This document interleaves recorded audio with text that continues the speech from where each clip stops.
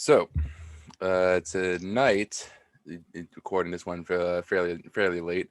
I have the honor of talking to an old friend of mine, somebody that was around during a major transformation of my life, and honestly, I can't be more thankful because he was a very motivational person for me during that time frame of basic training. But I'm gonna allow him to introduce himself. Man, this is the part where I tell you I'd blush, but you can't see it. So, but no, I don't know. You want the short version or the long version? Dude, we got time here, so go right off. To talk about yourself. All right. So, I'm Tyler Lee. I'm from born and raised out of West Virginia. Uh, I got a twin brother. I feel like that's the whole 20 questions hot seat like quirk that you got to give out. Is that I have a twin brother. We're not identical though, so we're fraternal. But I met Tim in the Army. I think his story kind of coincides with mine, as what you're alluding to is we were both in a part that at the time we didn't know any better, was such a drastic change in life that there really wasn't anything to lean on, to vent to, or decompress. I think is the word I'm looking for in such of those moments. Um, but yeah, that's really it. Joined the Army as a military police officer. Uh, so you enlisted in 15. We graduated AIT in 16. I've been with 3 different units since then. Did a deployment to Guantanamo Bay.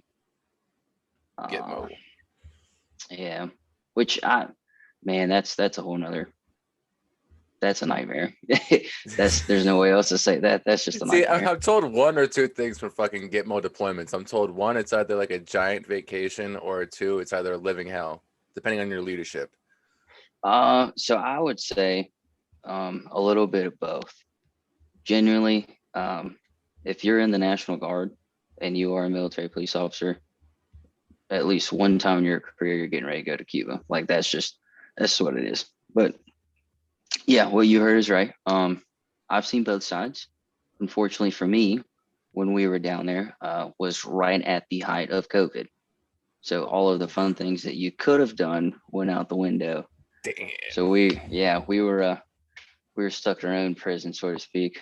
I called it the purgatory because it was you could go out your door, look out the nice view of the beach and the sun and the ocean, and then it was like that was it. That's all you had to look at. It was just looking out the window. So, That sucks. Yeah, that wasn't fun. I mean, Nuts. I enjoyed it. I think retrospectively speaking, it was a good experience. It got me to do a lot of downtime myself, and I would say more plotting or scheming on the back end for post deployment as far as what I wanted to do in the future. So, but yeah, National Guard. When I first got to the unit, my first unit, it was a detachment, and we had a main body that was the other side of the state, and our company was probably, I'd say like 100, 120 maybe, but our detachment was 30. So first impressions was it was you got to hang out with the boys on the weekend. Like your traditional National Guard guy was like, oh, we get to go play Army for the weekend. And I had a good group of guys. I had great leadership. Every now and then we'd mix with the main body for like medal trainings or something. And it to me, it was eye-opening as far as here's the standard, this is what we're doing, this is what you're training for, but you're not going to deviate left or right of that. And I've been very blessed with it. But since then, with that first unit, I got a taste of active duty orders, which is called ADOS or Title 32. And to me, that's probably, at least in West Virginia's Guard, I don't know about every other state, but Title 32 or ADOS orders is like the best kept secret that the National Guard has, because you're working active duty, but you're still a civilian at the end of the day. So got a taste of that, did 5 or 6 different orders, doing all kinds of different things, man. And it was like stuff that not only did I qualify for, but like I had no business doing like whatsoever. But I got a good taste of it, man. I was like, I can't walk away from this. And I think it's probably in the initial moment, as far as my military career, was it things happened so fast, and met a lot of great people along the way. I pride myself on my network, and I genuinely do have a great network. And if it's one of those, if you come to me with a problem or a question and I can't find it for you, I at least know 4 or 5 guys that might be able to point you in the right direction. So definitely use that as a party trick more often than not. But in the end of the day, it helps you and it helps me. So, it's a win-win for me. But yeah, that's probably the short version. Probably. Dude, when I tell you that it's mind blowing that it's coming up on our 6-year anniversary of graduating basic, and it still feels like just yesterday coming back from holiday block leave and just hearing Drill Sergeant Caprio's voice echoing through the halls for the very first time once again, knowing that we were going to hear it again, knowing we were going to hear it again. I was just waiting for that one morning. The first morning he wasn't there. The second morning he wasn't there. Third morning I remember hearing, "Taking too long, hurry up, we're taking Yeah. too long." Oh my Yeah. god, it was just echo. It was just bones chilling through my fucking hearing that voice once again. But having that man at graduation was also very I don't think it gets talked about enough in a little Facebook group that everyone's in, that especially for the first platoon, having that man there at graduation definitely did mean a lot for us, because he was our figure during that time frame. And then Mhm. he had fucking to leave from AIT for first sergeant school or whatever he fuck he went to. Yeah. No, I think that of all the drill sergeants, he was the senior guy, right? Yeah, he was He the senior was. drill sergeant. Yeah. Yeah, he was the. I remember the first. Is the first week. I'm not sure which day it was. It was the third or fourth day, right when they were putting us to bed. Uh, that was my first like instant, I guess, interaction with him. He said, "Privately, who are you?" I was so confused with it that I forgot who I was. I was like, "I don't know, drill sergeant." He's like, "Private, you don't know who you are?" And I was like, "Wait, no." He asked me who I was, and it threw me in a loop. What's funny though is I think it was 3 weeks ago, earlier this month, I went back to Leonardwood to go to this SRT course, Oh yeah. and like the hotel was off post, but where we were training at was it was an adjacent building to the one that we went to during AIT. Like it was right next to all of that shit. We're right by the Oh training my barracks. You could god. hear the people singing cadence. Um, where the brigade was that we had, like, I don't know, we were up there for 1 time or 2 times up at the Wow. brigade. And yeah, dude, you just saw all of it. And I was driving really slow every time I go by, like trying to find someone that I knew or trying to see Bravo 795 and all the starships. And I was having a relapse. I was like, man. And it was crazy because it's been years since we've been there. It's been years since I've been there. And as soon as I got on a post, like I knew exactly where the PX was. I knew exactly where that chicken restaurant place was. Dude, it doesn't fucking leave you. It's just that muscle memory. It's just like stuck Yeah. into your skin. Like that, those Sunday passes, especially that one 8 hour or 10 hour pass that Joe Sergeant Odo gave us. Like that was, we had so much walking to do. Like there was no like transportation. We didn't learn about the fucking taxi until it was like what, we were in damn near black phase. We Yeah. started Like taking the we're on the back taxis. end of it. Yeah, Yeah. but it was, I can only imagine the memories that you had the second you would like take a look into that base, and it's just like the nostalgia instantly just like kicks in. Oh man, it was definitely a lot to take in. So what I ended up doing was I drove to the school and went on I got, I think, up there like 11 o'clock the day before. And I had all day the next day to do some recon, so I knew where I was or where I needed to report to. And I was just driving around the base, and you could see the gaggles of fucking privates, like they're going to church or coming from church or going to PX. And yeah, dude, it was like completely a blink of an eye yesterday. And I was like, man, I was that guy a couple years ago. I said, I know exactly what that man's going through. And you could see like the defeat in some of those guys. They're like, man, I'm just glad to get out of that headspace and kind of decompress a little bit. But yeah, man, it was it blew my mind because I knew exactly where everything was or that I needed to go. I was driving around base. One day I was in uniform, and it was on a Sunday when all the soldiers were on pass, and like everyone's like, good morning, Sergeant. Good afternoon, Sergeant. Good morning, Sergeant. But it was like fucking 6 or 7 of them deep, and they all just sounded like the little them seagulls off of Finding Nemo. You know what I'm talking about? Mine. Yeah, the mime birds. They were all like, good morning, good morning, good morning, good morning. I was like, man, I forgot what it was like to be an NCO and like get properly addressed. But like, I mean, they were just straight up robots. Like they'd lock their body up, go parade rest, and like just stare at nothing. I was like, man, calm down. I was like, I'm not that guy. Like the dude with the brown round maybe is probably that guy. It's like, but I'm not that guy. But yeah, man, it's crazy.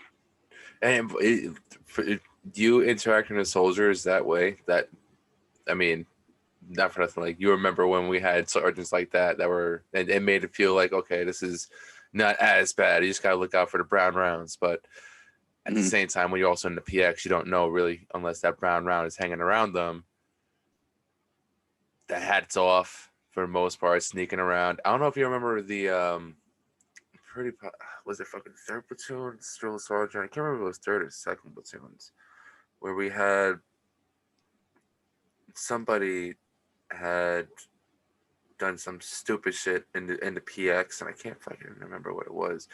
And it was either one of the drill sergeants there or our supply sergeant was there, and I'm pretty positive it was supply sergeant, because the supply sergeant like got like chewed the kid out, but then like let him loose. Like, he was just like, don't fuck up. And he's like walked away. Just like, I'm gonna turn my back, and then he turned away. And instead of getting counseling for it, I forgot what it was, but I know for a fact. I remember it was a supply sergeant, but I know it was somebody from the second or third platoon, because I remember talking about it on that fucking Sunday pass after church with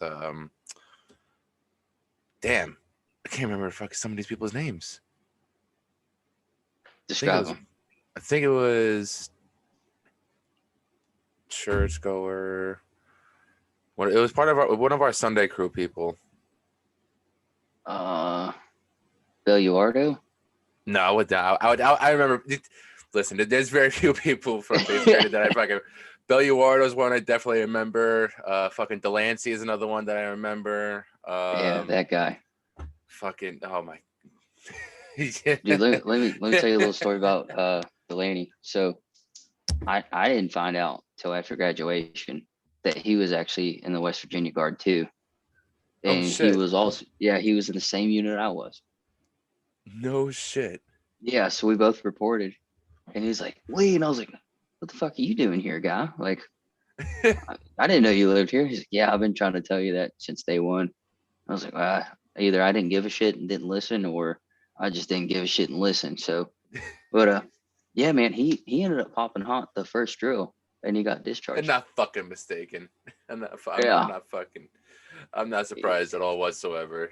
right. Like I hate buying into that stereotype, but I was like, man, you did 6-7 months worth of bullshit just to piss it all away the second you got home.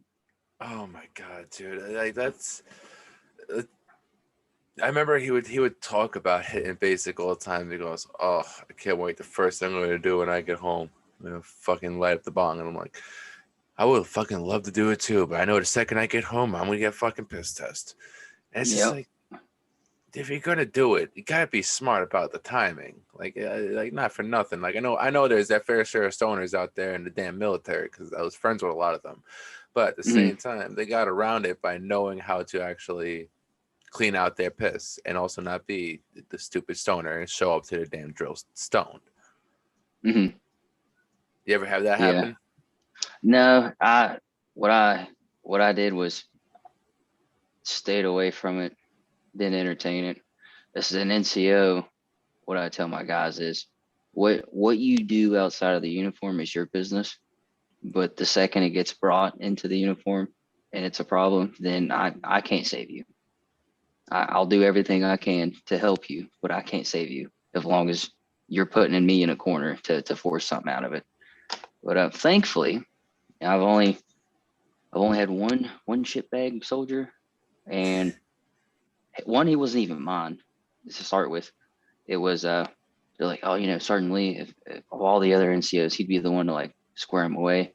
And I was like, it sounds like a punishment for me more so than it is a correction for them.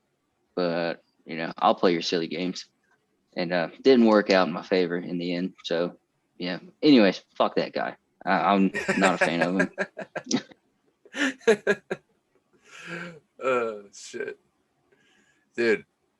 How is it now that you're on the dark side, as in the stripe side? Like Liddy versus where you were like 2 or 3 years ago when you were just E4 Mafia. Well, I gotta put it in perspective, and I gotta rat on myself. So 2017 or no, 2018, start of 2018, I went to BLC, and then I think it was April of 2018, I got promoted to sergeant. I got my 5. And at that time, it was with the original unit that I got in with, and we found out that the unit was disbanding, that they were going away, and the state was giving us an option to either join a sister MP company, go anywhere in the battalion unit wise, or completely reclass, clean and clear, and they'll send you to reclass and everything. And I was like, still trying to weigh my options out. And I heard one unit was deploying or was getting ready for a deployment. And then there was like 3 or 4 other units that were deploying. They're like, hey, if you guys want to go on a deployment, we'll definitely cut you loose. But chances are you're going to be stuck with that unit whenever we sign you off. And I was like, all right, well, I don't really like that answer either, but we'll kind of play it out. But one of them was an MP company going to Gitmo. And I was talking to my senior guys, and I was talking to a lot of people I looked up to that's been in for the Army for some time. And I was like, hey, I know Cuba doesn't really count as a deployment because it's not a combat zone as far as the Army's involved. I was like, but tell me how it is. And they're like, well, we know this one guy, so you should go talk to him. So I was talking to him, and he was telling me what you were alluding to earlier was it's a vacation. It's an absolute vacation. If you want to get shit-faced hammered every night, that's completely up to you. And I was like, maybe I was like, I'm pretty young. I'll go on this deployment, and then I'll come back and like figure out the next move. I was like, that'll buy me some time. It'll give me some time to scheme. And reluctantly, how things had turned out for me was I met my wife, and she just got out of AIT, like I think 6 months before I joined up to this new unit. She was in her second year of college, and she wanted to put college on pause because she wanted to do a deployment and then come back and finish up her degree. And unfortunately, she became my soldier. And that was the second female soldier I ever had as an NCO. And I pulled her off to the side the first day, and I was like, hey, look, I don't know how much you know about the Army. I don't know if you know the structure or what it is that's being asked of you. I was like, but bottom line, at the end of the day, you're going to have to work twice as hard as every other guy in here, both physically and proficiently, because you are a female. I was like, unfortunately, females in the military will either get pushed off the back burner or they'll just completely overlooked solely because they're a female. And like, she was super motivated. She's like, fuck yeah, let's go. You tell me what you want. We'll do it. I'll do it. And like, that's more or less how I ran my team is. I'd ask the squad leaders or whoever's in charge of me, was like, hey, what needs done and what can I do? And they were like, I need this, this, and this, but I need it right now, kind of thing. And I was like, all right, so I'll get with my guys and we'll start doing whatever it is that we need to do. And she was up there with them. And at the time I had, I think 4 or 5 soldiers, and I kind of kept a report card, I guess is the lack of a better word. And she excelled at everything. Like if I had a task I needed done and I reached out to her, she'd knock it out in 20 minutes and like didn't have any problems with her. She was good on PT. She was proficient. Unlike most people in the National Guard, Mm. she sucked at like addressing people by sergeant, but like she's ditzy sometimes. But like she'd talk to you like I'm talking to you, which I didn't have a problem with, and none of the other NCOs at the time did either. Unless you knew you fucked up and you're getting yelled at, then you might be like, oh, yeah, sergeant, blah blah blah, whatever. But yeah, fast forward, we get down to Moab, which is at Fort Bliss, Texas. We were there, I think, like a month. It was supposed to be like 2 or 3 weeks worth of training, but something fucked up somewhere. Oh, a U.S. embassy had gotten rocket bombed like when we were there. So there was a stipulation like our mission was going to get shifted and we were going to Afghanistan or something crazy. Oh shit. We're all like, yeah, we're going to Afghanistan. Like this is going to fucking happen. But they're like, nah, you're going to Cuba. We're just making sure everything in Southcom's good to go. And then we'll send you off. So then beginning of the year, we end up in theater in Cuba. And we were, I guess, shadowing the outgoing unit for about a month. And then we assumed the mission. But it was around Christmas time when we were still down there at Bliss.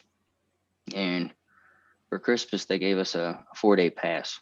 Like we could leave the base or whatever. We had to be in like a 50-mile radius or something. But like those 4 days were you. So me and my team and like a handful of others, we got a Airbnb and we're all like, oh, we're all going to go get tattoos or check out the mom and pop restaurants that Fort Bliss has, or I think it's New Mexico, or no, it was El Paso. Yeah, that's where we were. I could never get the two right because like where we were staying at barrack was New Mexico, but everything was in Fort Bliss, Texas, in El Paso.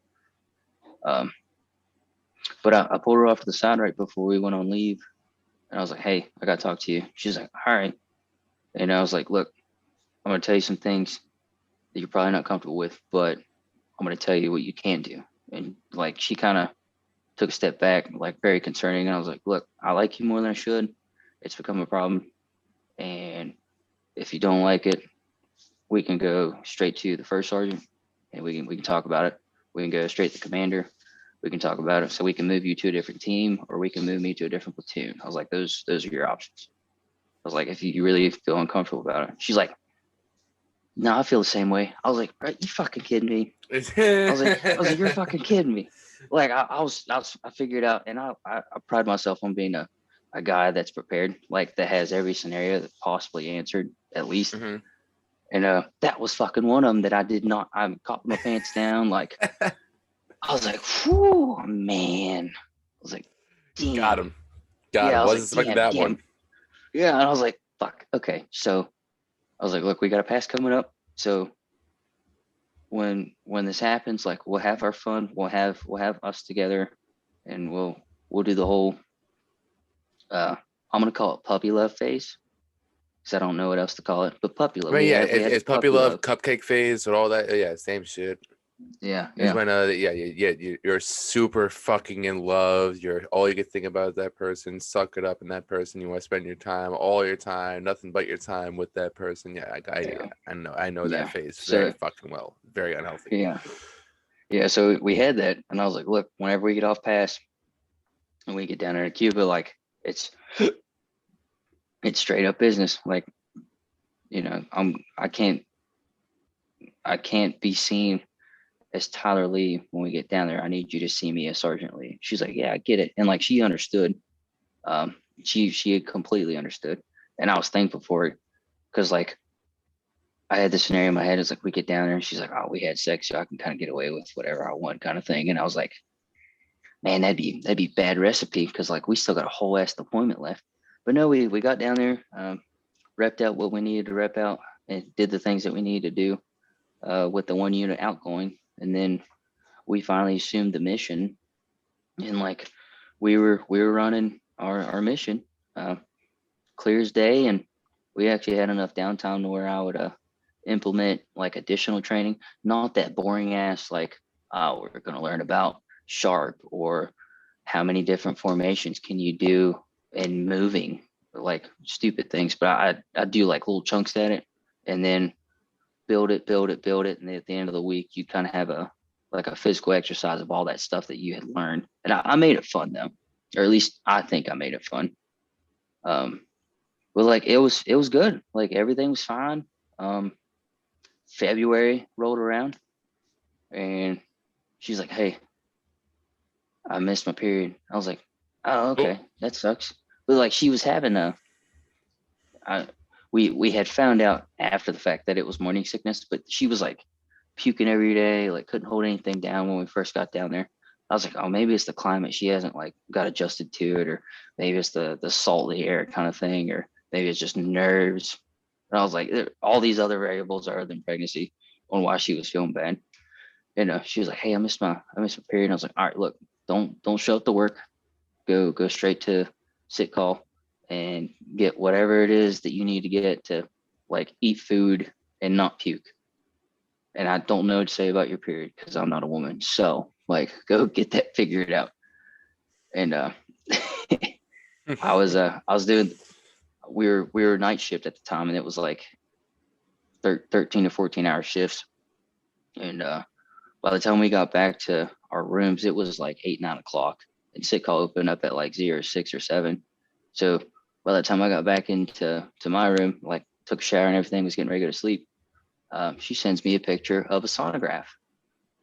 Oh. And she's like, she sent it to me, and like I was, half asleep, completely dazed. And I was like, oh, cool, your sister's pregnant. She's like, no, that's mine. I was like, okay, cool. I was like, oh, wait a minute, hold on, huh? Wait, huh? Yeah, I was like, are you back at your room yet? She's like, yeah. And I was like, come to my room and bring that folder. So she brought it, and like it was like 3 or 4 pictures, and she had like a bunch of packets of shit like medically. And she's like, yeah, they're gonna start the process to send me home. And I was like, huh, okay, all right. I was like, are you done for the day? Yeah, I was like, are you done for the day? She's like, yeah. I was like, all right, come, let me put some shoes on. So I stuck some shoes on. We went straight to, who did we go to? I think it was my platoon leader I went to, and he was a first lieutenant. I was like, hey, gotta talk to you. He's like, what? I was like, Jade is my wife's name. I was like, Jade's gonna jump the chain of command to do some things on a medical basis, and she is completely authorized to do this. So, like, without telling us whatsoever, I'm just letting you know because that's what she told me. He's like, do I need to be worried about it? I was like, I don't know. Like, I don't know how this process works because no one's ever like experienced it as far as in our unit. But like, just know something medically is going on and they got to take care of her. He's like, all right, cool. And I was like, by the way, there's an Article 15 that's about to happen.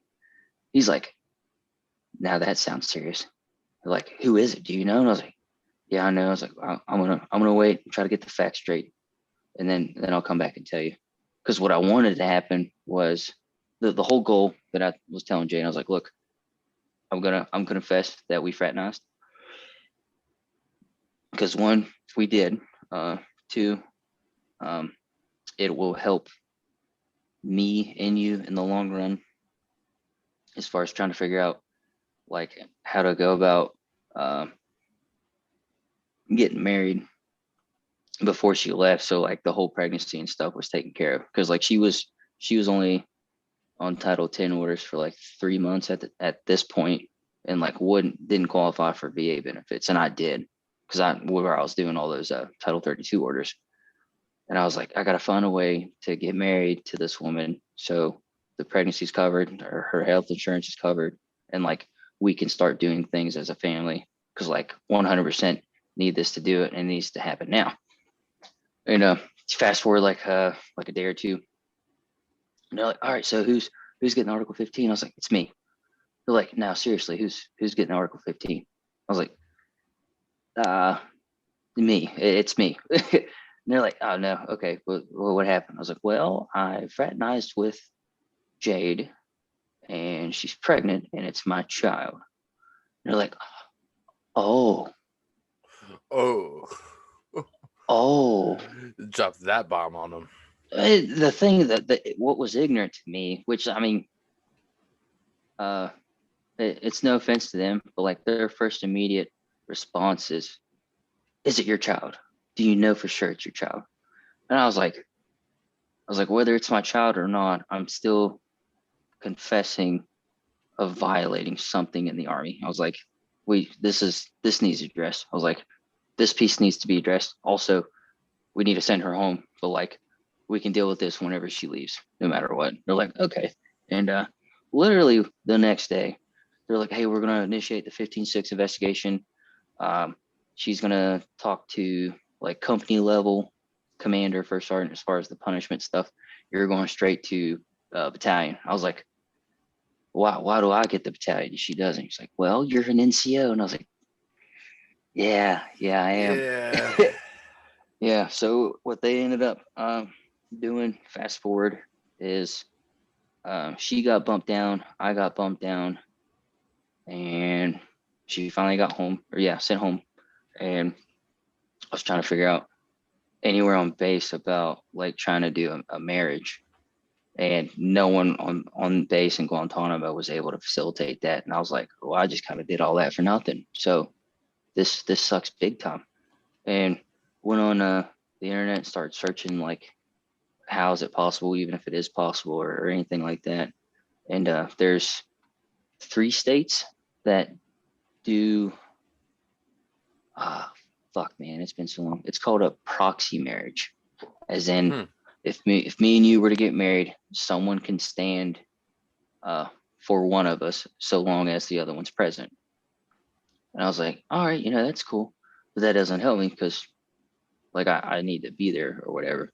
And we found out that there's I think it's out of Montana. The website was called Double Proxy or Armed Forces Proxy Marriage or something crazy like that. And clicked on it, was going through, and it looked like one of those pyramid scheme internet sites. Like, oh, you do this and you can get that. And I was like, all right, yeah, whatever. And there was a New York Times had done a report on it, and I was reading that a little bit. So I ended up calling the company, and it's just one guy and like 5 or 6 staff. And I was like, give me the no bullshit, what needs to happen to make this happen. He's like, you give me an X amount of dollars, you give me a couple scan documents from both parties, and I'll get you guys married in like 3 days. I was like, all right, and I was like, I'm on a deployment. I kind of have money to blow on shit that I don't need. And if this helps me get to where I need to get, then by all means. And if not, then no harm, foul. Fucking deployment money. Yeah. And I was like, hey, Jade, send me these documents. There's a way for us to get married. And she's like, okay, send it to me. Send it to all that guy. And he's like, all right, man, we're processing your stuff. The next day, like 10 o'clock, he sent me a marriage certificate. He's like, as of this date, blah, blah, blah, you guys are officially married. And I was like, huh, awesome. So when I went to my command, I was like, I went to my command. I was like, hey, look, I'm married. Like, fix it in deers or whatever. Let's get her the benefits and shit. And like, we'll move on with our life. And like, that was March. That was right at March when all this had like finalized and that whole circus.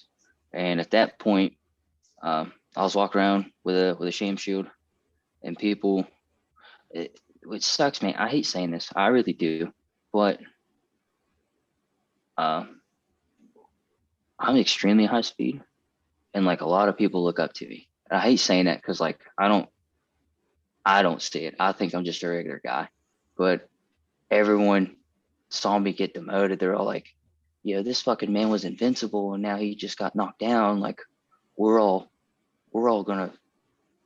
figure this out. Like we're gonna have to figure something out because like Superman just died, kind of thing.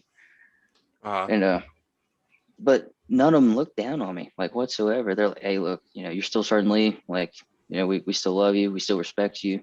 Like anything you say, you want to give like some feedback, we're here for it. And I was like, yeah, I definitely still had that support system. But at that point I was like, look, I'm not an NCO. Like you guys don't answer to me anymore. So, we're going to go through the appropriate chains, and like, that's just the way it's going to be. But there was a 3-4 month period during that deployment where I like to call it fuck games, right? There was other people in the unit that may or may have not done the same thing that I had done. Ooh.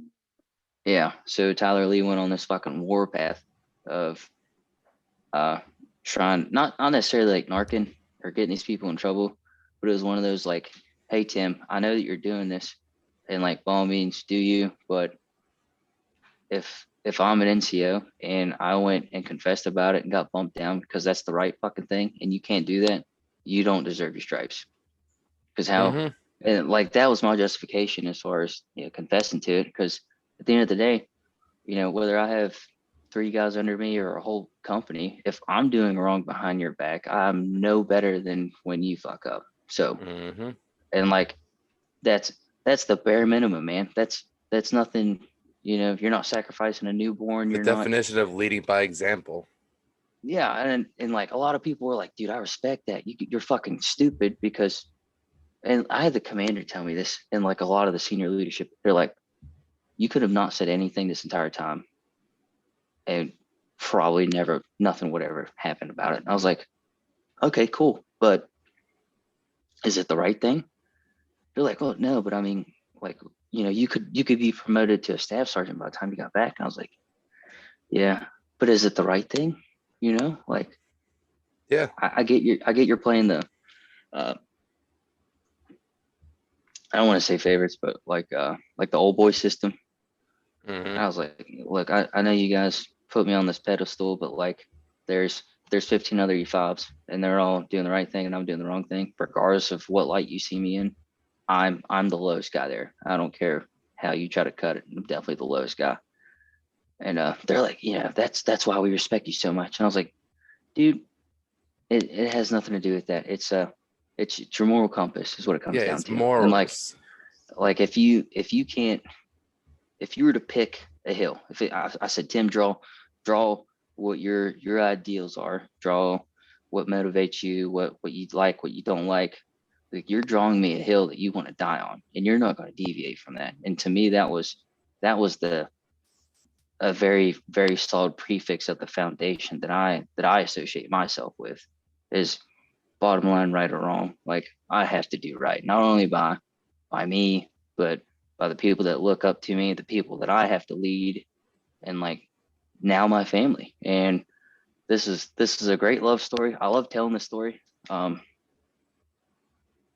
Yeah, and like people are like, dude, I can't believe you got an Article 15. Like you're still like pretty high speed and squared away. And I was like, yeah, rank's just rank, man. Like it'll come back eventually. It's not the end of the world.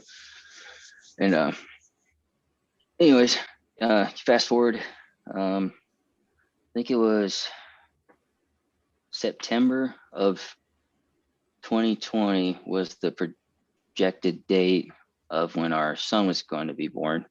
So around August, my leadership pushed and pushed and pushed and pushed to whoever was in charge in Guantanamo to get me sent home early so I could see the birth.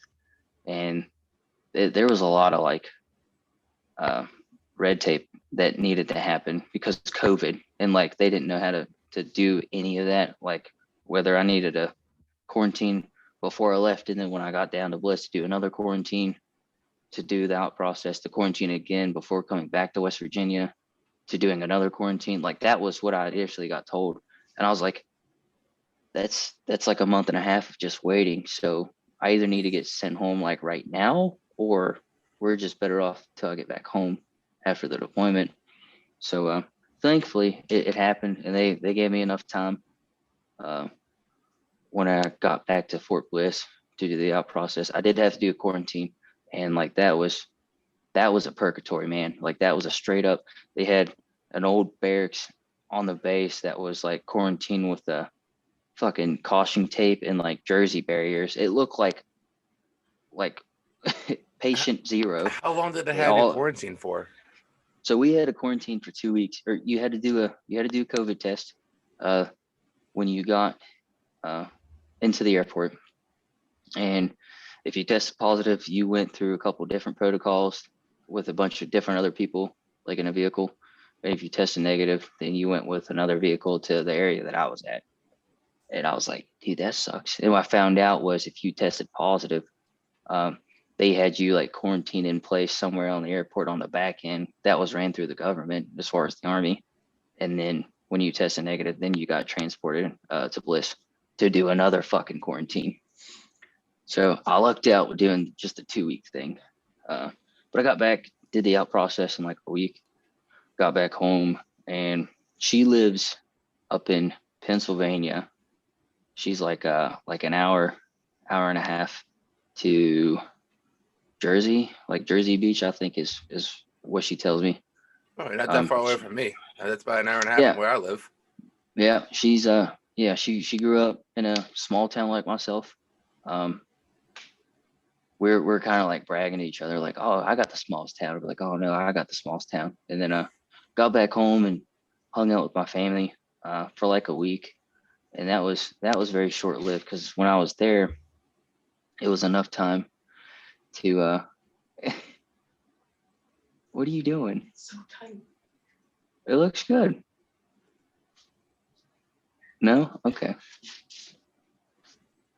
She just stuck her ASUs on for the first time, and I guess since graduation, trying to figure out if they fit or not. I have mine hanging up right now, and it's literally just right over there. The second I got my DD214, hello English, my DD214, I finally fucking just hung them up with everything out there. It's just sitting up there on the wall, just collecting dust now. Never gonna put them back on again, just because I'm terrified. Like I was we were pencils, we were fucking skeletons when we were in basic training getting measured. Like I don't understand that how they expect anybody to stay that size throughout your whole military career, and to try to get it resized or tailored, or even have to buy a whole new uniform then. Yeah, it was wild. Yeah, it was wild, absolutely wild. But yeah, so I got home and I got to hang out with my family for about a week. But during that week, I was trying to get like all kinds of shit ready because I knew that when Jade had the baby, that we were going to hang out up there at her family's for like a week or two, and then she was going to move down to West Virginia to my place. And like I had a whole ass house to get ready. I had a whole ass house to like baby proof, and like I didn't even know what shit to buy baby proof wise. And had to get like a bunch of legal papers settled up, like, you know, get my car re-inspected and getting that house bills caught up. And there's just a lot of administrative stuff that I needed to knock out. And within that week, I drove up north, hung out with her up until the pregnancy. And then we finally went to the hospital. She gave birth. Everything was fine. Everything was perfect. She's got one picture on her Facebook. I just look like a fucking ghost, like terrified. We joke about it now, but like I didn't know what the fuck was going on, man. And I was like, yeah, you know, not my finest moment, but I was there hanging out, trying to be the strong man that I am for her. Strong man, but having weak knees. I was shaking, like the dog. Strong man with weak knees in the moment. Yeah, man, it was bad because I was like, they came in, or what's there's a title for the one nurse that comes in, the maid, no, housekeeper. Not housekeeper. It's like a mother something. Oh, that I can fucking tell you. Yeah. Anyways, she was like the one nurse that came in like every 5 seconds trying to figure out, like, oh, you know, she's this dilated. We're gonna wait till she gets to this dilation, and then we're gonna push something or other. And I was like, I don't know what the fuck's going on. That sounds scary, but you know, I'm just gonna hang out here. And she was like aching and moaning out of pain because her back was hurting. And she's like, just rub my back. And I was like, all right. She's like, fuck this, I'm getting an epidural. So she got an epidural. They had me leave, and I was like, why do I gotta leave?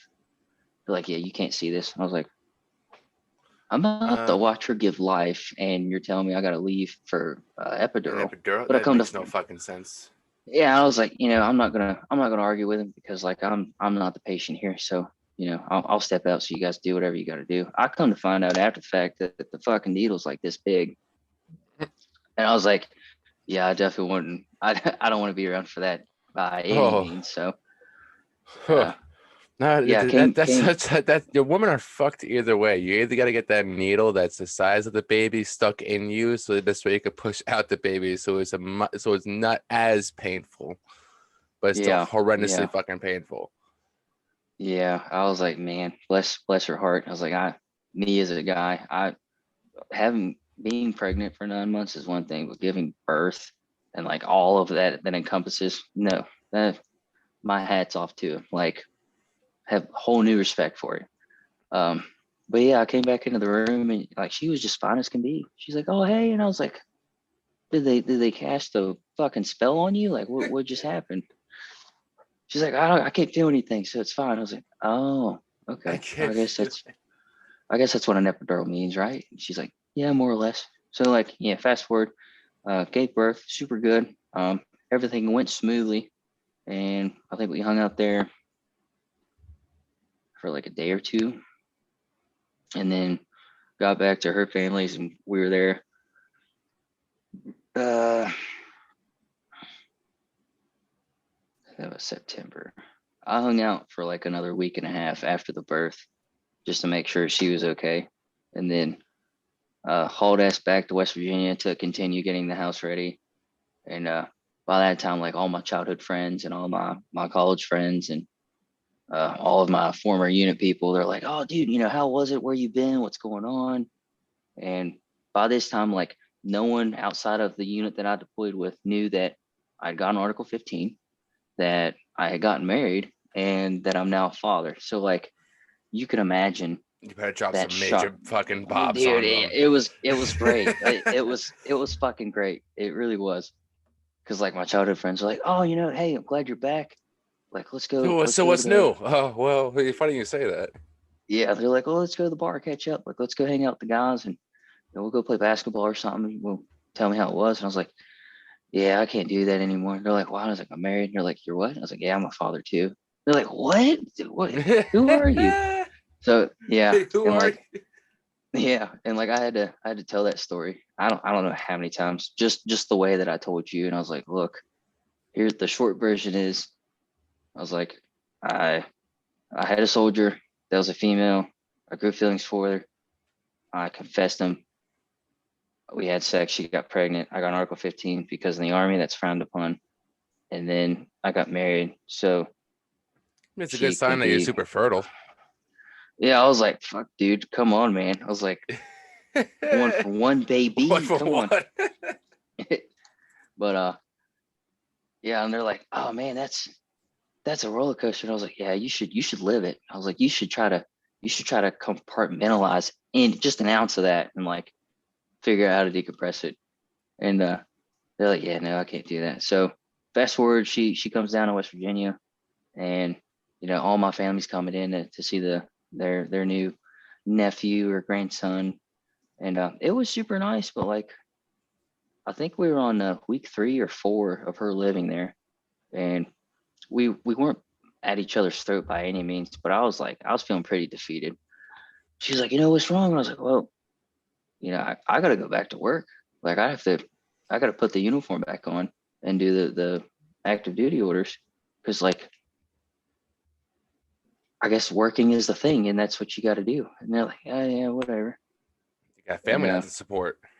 yeah, I felt defeated in the sense of I didn't really get a chance to decompress. Like I did not have a single day to myself where I could just you know let Mentally let accept let everything me that just happened.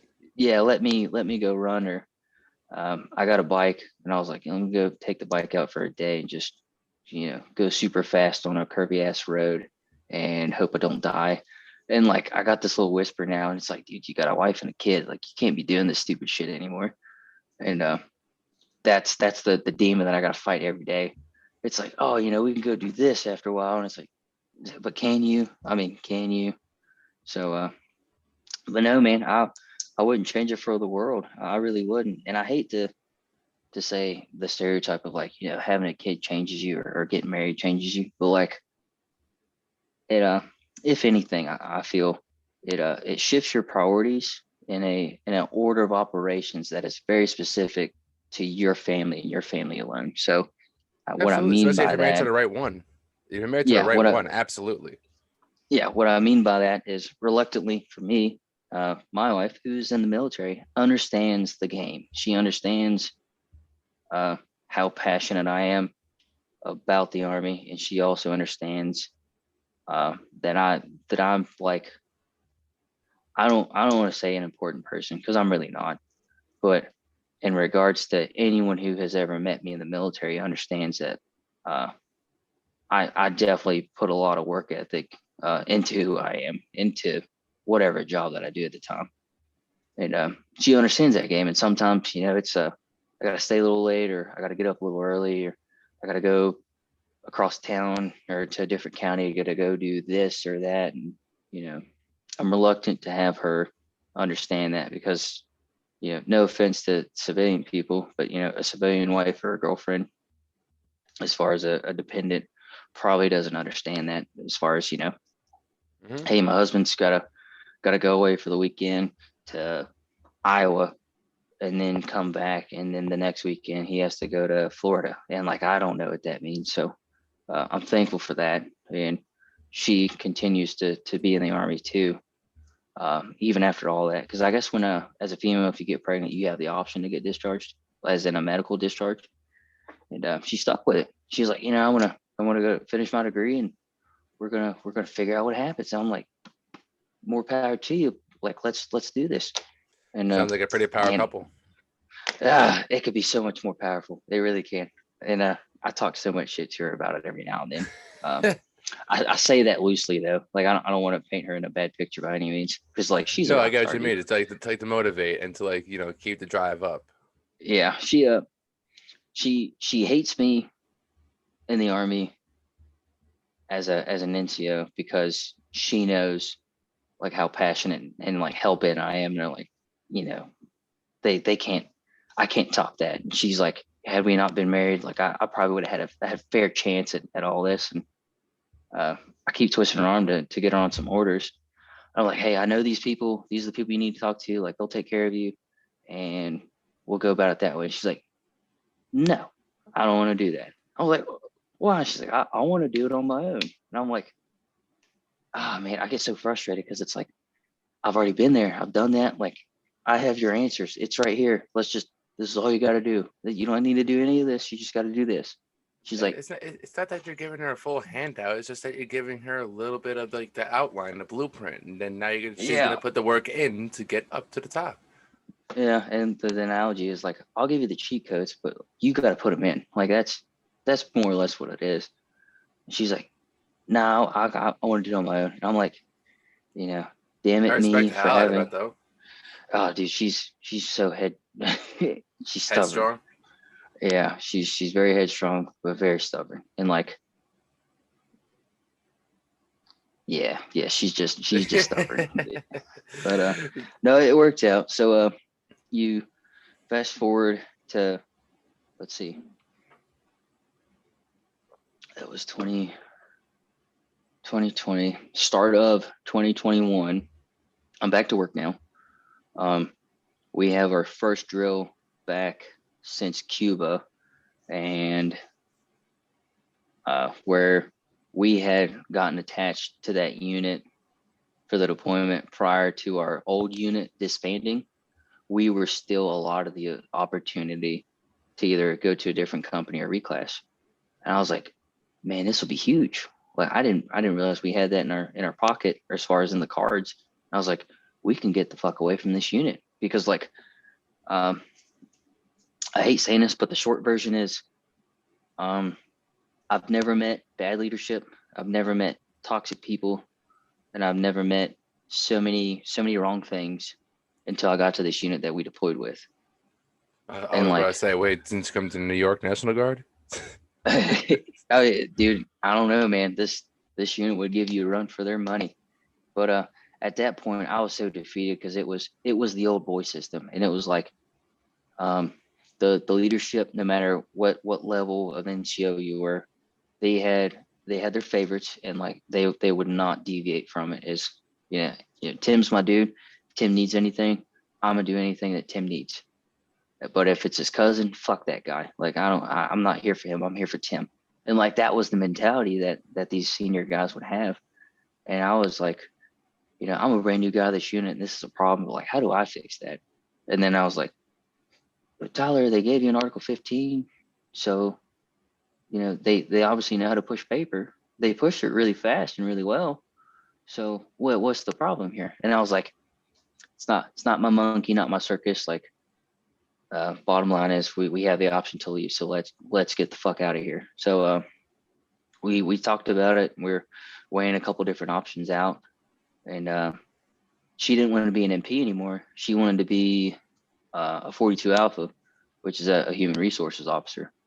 And I was like, hey, there's this one guy, and like I give this man so much credit, and I still do, and probably always will. But he was my role model / like father figure. Like he was the dude that I wanted to embody into my leadership. And like we're fucking brothers to this day. Love the man to death. And I was like, hey, this man was a 42 Alpha. I was like, he is still currently a 42 Alpha, and he's the one that's helped sculpt me into the guy that I am. So like anything he says is you need to take it for gospel, because like he won't lead you wrong. He's like, all right, but where are we going to go? And we're like, I don't know. Because at that point, I was a 4. So we're obviously looking for a spot that had some E5 vacancies, and conveniently a 42 slot. So like that recipe in and of itself was like a 1 in a million kind of thing, because our state's not that big. Our guard's not that big, and we only had 3 MP units in the state. It just so happened to be that there was one available.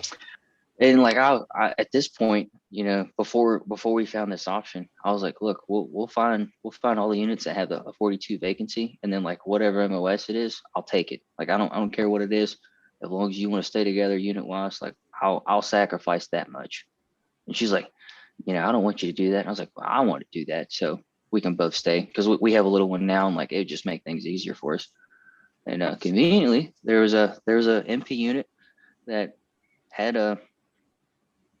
someone in that 42 slot, but they were ETSing the following month.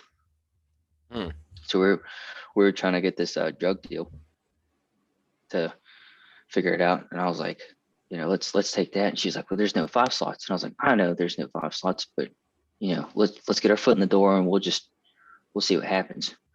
And shaking trees is the phrase that I like to use a lot. I was like, we'll get down there and shake some trees, and we'll figure out what falls out. And she's like, all right. So we both elected to go there, and that was April or May. No. March of 21. We get to that unit, and like I remember a handful of them, based off interactions that I've had in the past, with a couple of them. There was state active duty that we'd done. Here in West Virginia, flooding's really bad. So like as far as the state emergency stuff, we're known to go on floods. So I met a couple of them during that time. When I got down there, and they're like, oh, hey, what's up, Lee? And I'm like, I remember you. We did this thing. And they're like, yeah, we did this thing. And so I had some contacts, but me being a guy that can talk to a wall, and the wall will find a way to run away, made friends with everyone, like immediately. And Jade's like, typical Tyler. And I was like, what? She's like, you don't know a stranger. It's like, you genuinely don't know a stranger. I was like, I know, but it's a gift. It's not a curse. It's a gift. She's like, I hate it, because everyone like sucks your dick now, because they're like, oh, Lee's this guy that does this and this and this, and he knows all these things. And I'm like, I don't see it that way, but it's your story. It happens when you're a sponge. Yeah, and I was like, it's your story. Just make sure you stick with it. Exactly. But no, this unit was different, and I say that because the unit that we deployed with was considered a combat support unit as far as the military operations. which, and I'll tell this for your podcast people, is military police, MP, technically and truly means multi-purpose. And I say that because us as military police, we are the most heavily armed convoy in all of MOSs. Mm-hmm. We can act as a law and order, as in like a garrison operation, your traditional police officer. And we also do detainee operations. And like I want to call them the pillars, but we're not susceptible to just those three exclusively. So the first unit that I was in, we specialized in detainee operations. The unit we went with was a combat support. And then this unit that had 2 slots available for us was a strict law and order unit. And I was like, I don't know what that is. I don't know what they do, but it's MP stuff. So like, we'll jump into it head first. And what I come to find out is this unit in particular is one of 5 or 6 other units in the entire country, guard-wise, that run solely garrison operations.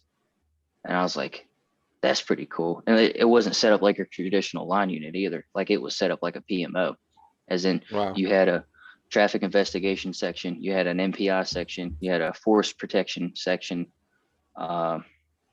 you had desk sergeants, you had radio operators, you had your ops section, and it was set up like a PMO. So if we were to ever deploy, they can send that entire unit. We can set up shop anywhere. And that's what they mean by a law and order unit. And I was like, this is fucking crazy. Like I've never, of all the MP stuff I've done, like I didn't really touch too much on the garrison operations. I was like, this is fucking dope. Like, hell yeah. So, through conversation and making friends with people, there was like 4 or 5 NCOs that either got promoted or were getting out. And there's just a bunch of slots open like overnight. And the readiness sat down and talked to me. He's like, hey, I want to sit down and talk to the newer guys, just trying to get a feel for you and figure out, like what you want to do or where you think you fit or kind of thing. And I was like, all right. So he sat down with me and he's like, if you could pick a section right now, where you want to go? I was like, I'll go wherever you want me to go. I was like, doesn't matter where, as long as I get my 5. He's like, all right, well, we got a position open in traffic. And, if we play our cards right, we can promote you here and you can get your 5. And I was like, awesome, let's do that. So you fast forward like 3 months, I get my 5 back. Everything's right in the world. And Jade ended up getting promoted a month after to a 4. And she wished that was the other way around because we both would have been shame shields at the same time. And she's like, man, I could have got a picture of that. And like, I'm catching up to my husband. So I thought that was funny. But yeah, I got my 5 back. And July rolled around. They're like, hey, you want to go to traffic school? I was like, I don't know what that means. Like, I don't know what traffic entails. They're like, well, you're in the traffic section. So like, if we can send you to traffic school, we're going to send you. I was like, all right, yeah, sure. How long is it? They're like, it's like 4 weeks. I was like, okay, when are we going? He's like, well, if you say yes, probably going next month. And I was like, okay, all right, yeah, sure. And then I told my wife, I was like, hey, I'm going to school. 4 weeks for fucking traffic school? What the fuck do you need 4 weeks of fucking teaching traffic? I will gladly explain this to you in a moment. So yeah, they're like, I was telling my wife we're getting things planned around as far as day-to-day stuff for us. And traffic school is at Lackland Air Force Base in San Antonio, Texas. And for those that don't know, if you are in the Air Force, you do your basic training at Lackland Air Force Base. And unlike the Army, if you're in the Air Force and you're doing your basic combat training at Lackland Air Force Base, you have so much more fucking freedom than what I did, and I hate you for it. I gotta let that be known. This is the fucking Air Force in general. The damn Air Force has like the damn freedom for every little thing, from their damn basic training to their AIT to how they do their job training to how they even do their special forces training. Like it's. Let me tell you. I don't want to shut on them. I don't want to shut on them because they're still a fucking branch, but at the same time, I'm going to shut on them for how fucking much more freedom they have than us MPs when we went through fucking basic training and we had 22 weeks of just getting our phone for one fucking Sunday a week. and for not even for a full day, for anywhere between 4 to 8, maybe even 10 hours. Yeah, let me I'm gonna shit on the Air Force, but I say that because I definitely, I guess apparently picked the wrong branch, but you don't know that as a service member until after you have already signed No, you your don't realize contract. the recruiter lied to you until you're fully in the fucking suck. Man, that's a great topic too. We'll segue in that on the back end, but like Yeah, I the feel recruiter fucking every lying bullshit. yeah, I feel like everyone has a great recruiter story, and I have a good one. Mm-hmm.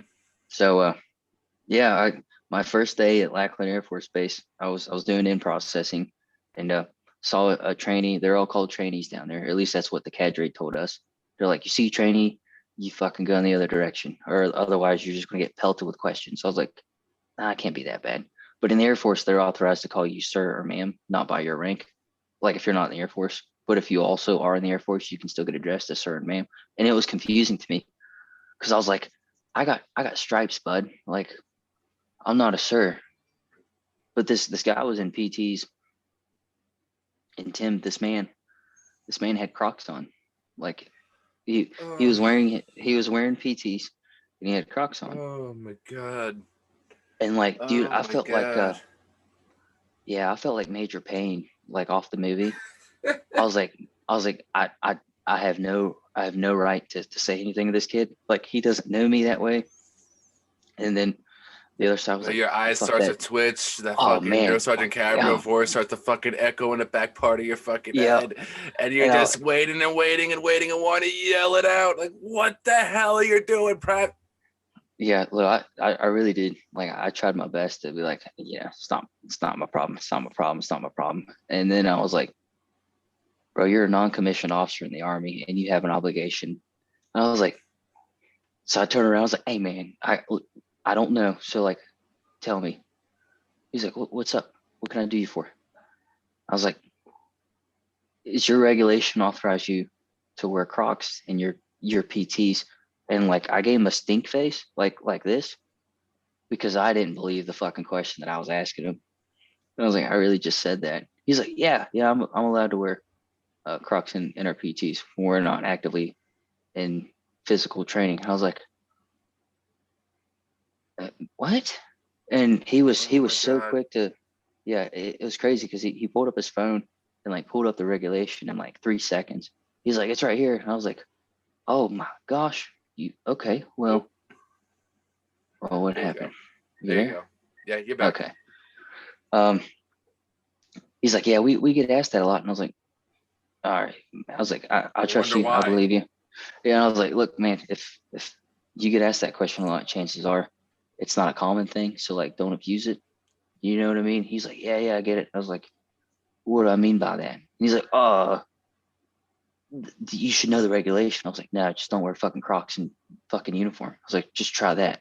There's all kinds of brands of shoes. I'm sure you have at least 6 or 7 pair laying around. It's like, fucking wear those. Leave the Crocs for the gas station at night when you're wanting Cheetos. And yeah, that was my first day, and I was like, man, this is gonna be a long fucking 4 weeks, man. But yeah, so But why traffic 4 weeks? school. I don't understand. Traffic school, 4 fucking weeks. Yeah, What do you need 4 weeks to teach people about traffic? so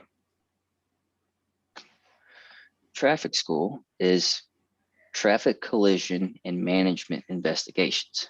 And Oh.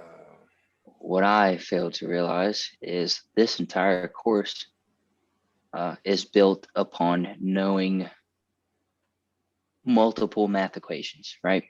Oh fuck. Yeah, and that's what I said. They're like, we got in there and they gave us a binder, like a full out binder, just loaded down with all kinds of shit. They're like, everywhere you go, you're going to take this little briefcase thing with you, and anything that you need for the duration of this course is going to be inside there. And like, they gave us a calculator. They gave us like 4 or 5 different erasers, these very specific pencils, which they weren't specific. They were like 0.5 lead. They're like, you need the small lead for what we're about to do. And I was like, all right, whatever, I'll play your silly game. Gave us a compass, like an engineer ruler, some kind of template sketchy thing where like you put it on the paper and you like draw the shape out, kind of thing. And they're like, all right, so by the time that you're done with this course, you in essence can go out to any collision, look at the skid marks, measure the skid marks, and be able to tell what vehicle it was, how fast they were going, how far they skidded, how far they would have went if they went this X miles per hour, or they went this X amount faster or slower than the posted speed limit, who's at fault. And I was like, man, this is a lot more than I imagined. This is going to be a rough course. Yeah, now And I'm starting to see why it's fucking 4 weeks. yeah, it was one of those courses that was built on they'll give you a block of instruction, and you'll get taught the classroom version, then you'll do like a couple practice problems, and then you'll do hey, we're going to give you this little bit of information, you figure it out, and then we'll give you like the other end of the information, you figure it out. So you had a lot of repetition to understand that specific formula. But what was shitty, they would teach you another formula to include the one you had already understood, because you need to understand that first formula to get to the second formula. And I was like, damn. And like one example is during your final, I won't give too much away, but during your final exam, one math equation's like almost 5 pages worth of fucking math equations. Oh no. Just to figure something out. But it was a super fun course in regards to like you got to measure out tire marks as far as the different classifications of the skid marks. You could tell, who was at fault by light bulbs. This was the craziest thing. We had a 4 or 5 hour block of instruction on light bulbs. They're like, if you look at this light bulb, you figure out if the coil is burnt, or if the glass is burnt, or if it's a white hot blowout, or some crazy shit like that. You can figure out if their headlights were on, because that ultimately would decide if they were at fault or not. And I was like, I really just got a 4 or 5 hour block on fucking light bulbs. And like me being me, I was like, hey, question. They're like, what? I was like, what about LED cars? Because that's all that the newer models are. I was like, how you can't measure the fucking light bulbs, guy, because it's all LEDs. They're like, it's funny you say that, because you can plug in a little just your traditional programmer, and like it'll be able to tell you all the statistics on the vehicle at the time of the collision. I was like, shit. I was like, man, car companies really did me a solid for this. I was like, so I could just throw the whole light bulb thing out the window. They're like, yeah, until you get the guy that's got like a 94 Civic all riced out. And I was like, yeah, you're right. Which that's very common where I live. The amount of 93, 94 Civics that come flying around over here, or the fart fucking sound is roaming down the engine at 2 o'clock in the morning. Like, yeah, that's a very common car over by where I live. Unfortunately, it's very common. Yeah. Civic Mafia is real. There's one guy, he runs around here, but like, you'll hear him before you see him. But when you see him, he's like, he's all like, kind of this. Yeah. Like, he's like, I'll race you. And it's like, buddy, I'm just going to the grocery store. You got nothing to prove to me. But yeah, no, it was a fun course. I really did learn a lot. What was this recent course that you just took, by the way, that you just came back from? So this recent course was Special Reaction Team, or SRT. And that course is I don't want to say it's a secret, because it's really not. What you learn there is a secret. Okay. Kind of. But I say that in the sense of what we learn, what we train, the capabilities that we have to utilize isn't commonly known on purpose, because what we're responding to is something that you don't want the bad guys to know. Bare minimum is what it is. Right. Rightfully so. But yeah, that course was 2 weeks, and it was the hardest school that I've been to, and definitely the most challenging. So we found out, fuck, I can't say that. You had a badass picture from it, though. I'll say that. Oh man, that I had so much. I had so much Gucci gear on me, and what you can't tell is I had the M26 shotgun hanging off my back, and I had a sledgehammer on my back too. Oh, so you're And I was like, fully man, fucking strapped up. dude, I had all of the shit. I didn't get some of the shit. I had all of the shit. I had like one flashbang on my chest. I had two flashbangs behind me. I had like a whole goodie bag of just random things that we used to. So you were Call of Duty. I was it. You living were it. Call of Duty. Yeah, I was living it, and like I say that it was the coolest course because like that course was the symbol that every guy in the army wants to do at one point. And I was like, I got to fucking do it, and it was super fun, man. It's very challenging because the entire course is there's like 3 or 4 things that you do that you get graded on, I guess, more or less, as far as like you have to pass this piece in order to keep going. But unlike most courses, you were constantly being evaluated. So if you did something wrong, you would have got told to go home, and you wouldn't have known until you got pulled off to the side. So our class was, I think, 30. We started out with 30 people, and we graduated, I think 11 or 12. Shit. So yeah, it was a no bullshit course, and it was definitely big boy rules. And a part of that evaluation was most of your stuff you're operating in a small unit or a team, and you might be super high speed, you might be a good marksman, you might know all the tactics or techniques to do whatever it is that we're doing, but if the other 4 guys lack in any of those categories, like, your team's suffering. And that's ultimately what got a lot of the guys. Our team specifically, we had 5 people. One in particular did not have any kind of stress inoculation training whatsoever. So like he was brand new, like, to any kind of stress or duress training. And day one, shit's hitting the fan, and there's the phrase of like hitting the ground running. We're doing Mach 5 right out the gate. That's what you're doing. Yeah, and like he was struggling. And it worked out because all 4 of us at the time, we were able to recognize it and kind of rectify it as quickly as possible, and more or less threw him on our shoulder, so to speak, to get him through whatever the next phase was at the time. And he ended up graduating, so good for him. Shout out to my boy Blue, because that's what we called him. And yeah, it was fun, man. We got to do all kinds of shit. I will say at hold on, let me pause this real quick. I gotta plug you in before you die. Oh, I will say the one thing I wanted to ask you, with all the stuff that you've done now in your military career, did you see any of this, or did you feel like you're gonna do any of this type of work when you first, laced up a pair of boots during reception?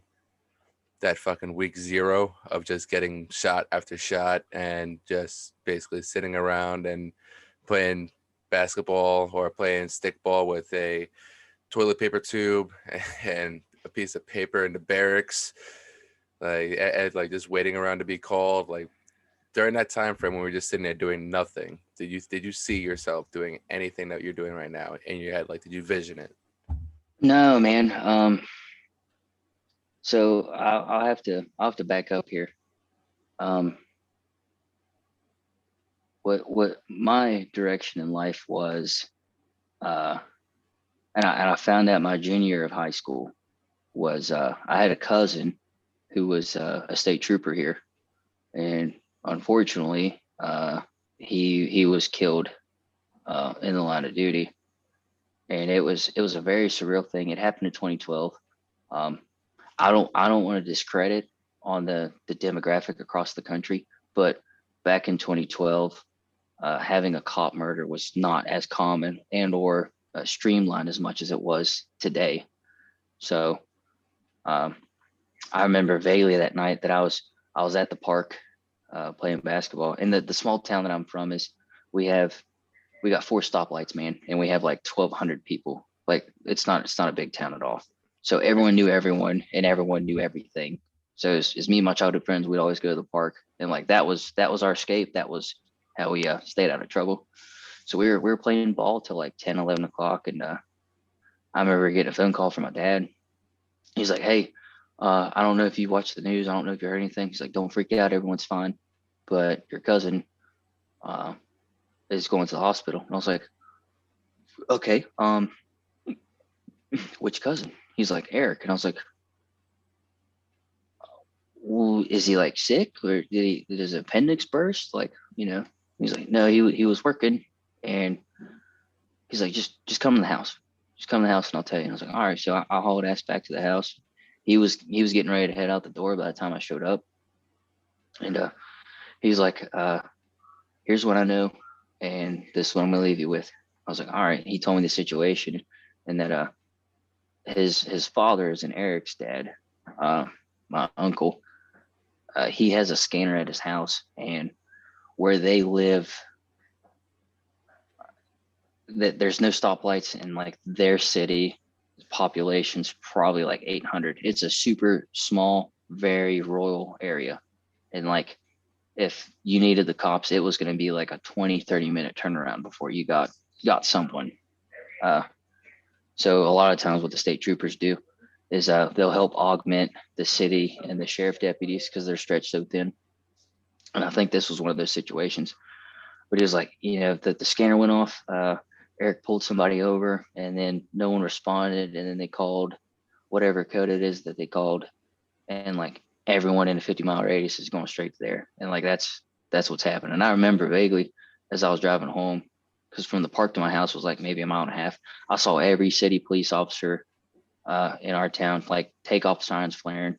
The state troopers were taking off. The sheriff deputies were taking off. And I was like, what is going on? I was like, it must be a really bad car wreck kind of going off. And do you need that? No, do you need this? Okay. And they're like, we're all going to Clay County, and we're going to figure out what happened. I was like, okay, all right. Let me know what happens. They're like, oh, we're transporting him to the hospital. What ended up happening? He just got out of the academy. I'd say like 7 or 8 months prior. So he was riding around with a senior guy. At least I think I understand it is after your graduation, you're still doing like FTO training until maybe, it's called a year because I don't know. So after a year, like you get to work the road on your own. But I guess they pulled someone over. Things went south, and he ended up the suspect guy shot the senior guy in the back of the head, killed him instantly, and shot my cousin in the back of the neck and like grazed his artery or something funky like that. And I remember going up to the hospital, and there was like I'd say 30 or 40 troopers all huddled up in this tiny ass little commissary of a fucking hospital, and they're all just crying. And like I think I was 15 or 16 at the time, and like I didn't really truly grasp the situation. And I was like, these guys are fucking superheroes, like, and they're crying. So this must be bad. And that was the first time I saw my dad. I would say uncomfortable is the word. I've never seen him like uncomfortable, but he was definitely uncomfortable. And like that shook me up because that dude's a solid man. And I was like, if that's enough to get under his bones, then like I should really be freaking out. And we went to go see my cousin, and he was on a ventilator. He had the neck brace and everything. He looked fine. They're like, he's on a ventilator. We're gonna see if there's any progression, but it might be a day, it might be a week, it might be a month. We just don't know. And I was like, okay. But you fast forward, I think like 4 days. They decided to pull the plug. There's no progression. He ended up developing a little bit of MRSA, I think, in his nose, but I think that was from all the equipment and stuff. But they ended up letting him go. And I remember right then and there that's what I wanted to do. I was like, I feel obligated to finish a career that this man had, and he was super loved, not only in his community but with the state police. He played Division II baseball during his time in college, and he was so good that he actually had a tryout offer with the MLB team, the Manta Rays. No And shit. yeah, he had missed it because he was out fishing. He was a huge outdoors guy. So like that was a story that they like to tell us. He was so outdoorsy that, you know, he missed a chance on playing the MLB because he was out fishing. But he was just a mountain of a man. And my grandfather, he was also a state trooper. My father tried, but I guess they couldn't let him because he had like prescription glasses, or there was something against prescription glasses at the time. Or he was just a shitbag. It's one of the two. Um, and I remember, like, you know, my senior year, I played all kinds of sports. I didn't realize till like my freshman, sophomore year of high school that I was good at track, which was very contradicting because, like, of all the things I've ever done sport wise, running is probably the worst. And I feel everyone does not like doing the conditioning piece, no matter what sport Fucking it is. hate running. Listen, Yeah. I'm a personal trainer now, and you know, nutritionist and all that shit, and you know, I work out basically 6 days a week. I don't fucking run at all whatsoever, and I refuse to, strictly because of the time in the military, and distinctively my knees being super fucked up from our last company run that we did. Do you remember our very last company run before graduation? That mountain, right? Yeah, well, it was like almost like 6.5, 7 mile run, and we finally got moved into the new barracks, and I know it was like a week and a half, almost 2 weeks away from graduation, and I forgot who it was that was in front of me, but they stopped short, and I ended up hyperextending my right knee, falling out of formation, and then running the last like 5 miles with a limp, then having Drill Sergeant Odo in my ear yelling at me, "Why are you running and limping? Why are you running and limping?" Like, we're at the end of graduation, like, you know, he's very chill with everybody, but he always was on my ass. He wasn't our drill sergeant, but he was always on my ass. I respected him, and he, you know, he's told me why at the end of graduation, why he was always on my ass, and I Mhm. respect the hell out of the man. But same time though, my knees are still fucked up to this day because of that run. Like, would I tell you that the popping, the swelling, the amount Yeah. of times like I had to go through rehab just because of this knee, and during that, it kind of like set the tone for the rest of my military career, because that's how I spent the rest of my military career, was broken, basically. Yeah. Yeah. But oh man. Yeah, I found out that I had a nick for running. But I wasn't running. It was hurdling. And so I picked that event, or at least in my head, because I didn't have to run far and there was obstacles. So like if I could just be fast going over obstacles and that's all I did in track, cool. Like I'll be a part of the team. And I found out I was really fucking good at it. Like really fucking good at it. And junior year, we qualified for states. No. We got disqualified at regionals. We had a guy cross when he wasn't supposed to, but we were favored to win our junior year. So like senior year rolled around, and I was on a warpath. I was like, we're gonna figure this out. But it was 3 other guys on the team that does the shuttle hurdle relay. Was another event. The hurdles were lower. I was like, they know nothing about hurdling, but if I can teach them, like we could probably get another trophy out of this. So we ended up winning states my senior year, and got offered a scholarship at the college level. It was a D2 private liberal arts school. I had a couple of different offers college wise, but I wanted to go to this one because the coach really emphasized a family oriented team. Like he wanted people that were kind to each other. It wasn't just a job. It was going out and having fun with your brothers and sisters. And I was like, that's something I can get behind. Yeah, I was like, Yeah, that's something I honorable. can get behind. And I remember, went to West Virginia Wesleyan College, where I met probably the greatest amount of people I've ever met. I was like, these guys are my family. Ended up, what was it? I did athletic training for a major, because I wanted to know more about the human body, and I felt like if I did nothing with that degree, I would at least know how to maintain health for me personally on the back end. And that we did that freshman year. Sophomore year, I elected to do criminal justice. So we walked away from athletic training. Found out like 4 of my credits crossovered, but the rest of them didn't. So I was like, that fucking blows. So now we're kind of back to square one. But spring semester of my sophomore year, we were doing a presentation for, I think it was a communications class, and it was like 40% of your overall grade. So like you had to nail this presentation. And the only parameter that the professor wanted was it had to be military oriented. I was like, everyone picked their topics early on in the semester.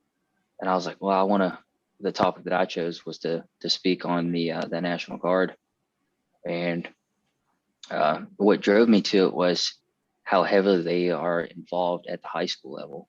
And like the majority of people know the National Guard's a thing, that it's a 1 weekend out of the month kind of thing. But outside of that, not too many people know like what they actually do. So like state my active dumbass, duty, all these other things they can do that are also like, active full-time jobs they could do in National Guard. It's not just one time a week. It's not just 2 times a year, not 2 weeks a year. Like there's all these other little things that you can do to make it a career, that you're doing daily. That's not just going to be that one time a week, but your recruiter doesn't tell you that bullshit. Yeah. So my dumbass got a hold of a recruiter, and I was like, hey, I don't want to join the Guard. I have no interest in joining the Guard, but like I'm doing a presentation. I kind of need your help. He's like, all right, I'll actually be in your area talking to a recruit tomorrow. So like, let's meet up for lunch and we'll do that. The man bought me lunch. He was super nice. Gave me all the information that I needed for my presentation in like 15 minutes. Like I mean, the man was a subject matter expert, rightfully so. But I was like, all right, you went out of your way to help me out. Like, go ahead and sales pitch me. He's like, all right, what are you going to school for? I was like, well, I'm doing criminal justice. I was like, but the end goal is to be a state trooper. And if I like that and continue that, then maybe doing a U.S. Marshals or like Homeland Security, something next echelon up. He's like, what if you put your stuff on pause, because you already have a scholarship. So if you stuck your stuff on pause, join the Army as a military police officer, you not only got to be a police officer on the civilian side, but you get to be a police officer for the military. And I was like, that sounds like a lot of distraction. He's like, yeah, but if you joined and came back, finished your degree, and then you went to OCS, you became an officer, you'd be a second lieutenant on top of being a state trooper. He said, think about that. Think about that resume. And I was like, this still sounds like a lot of distraction, a lot more on my plate than I want. He's like, well, let me tell you this. You're already wanting to put a uniform on to serve your community, right? I was like, yeah, so to speak. He's like, why not put a uniform on and serve your country? Now he fucking sealed it for me right then and there, dude. Yeah. I was like, oh my God, that line right there, that line would have fucking sold me in a half. Yeah. I was like, damn.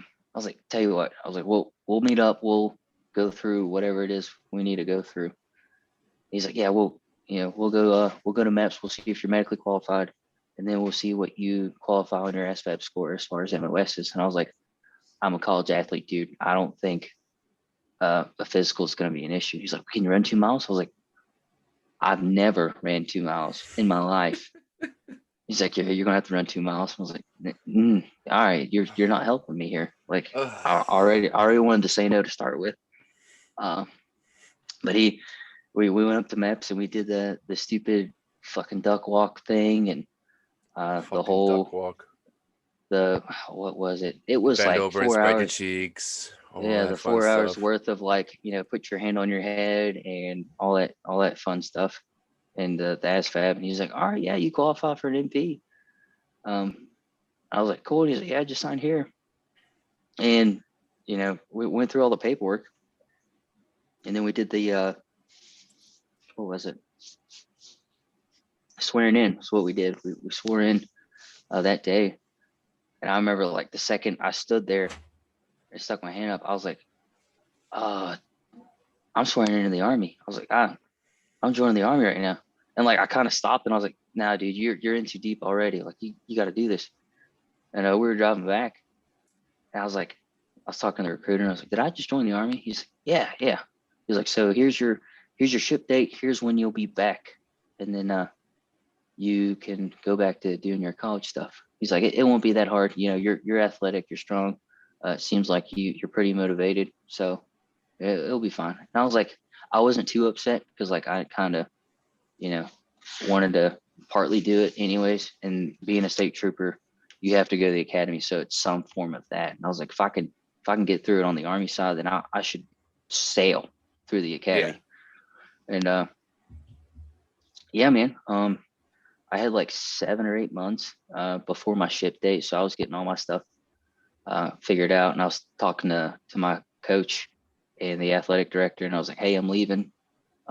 Give up my scholarship to, you know, incoming recruits, or like divvy it up however you guys see fit, because whenever I get back, the guard's going to pay for all of it. They're like, yeah, awesome. You know, we'll tell you what, you know, we'll redshirt you when you come back, and then we can kind of go from there. And I was like, all right. I didn't know what redshirt meant at the time.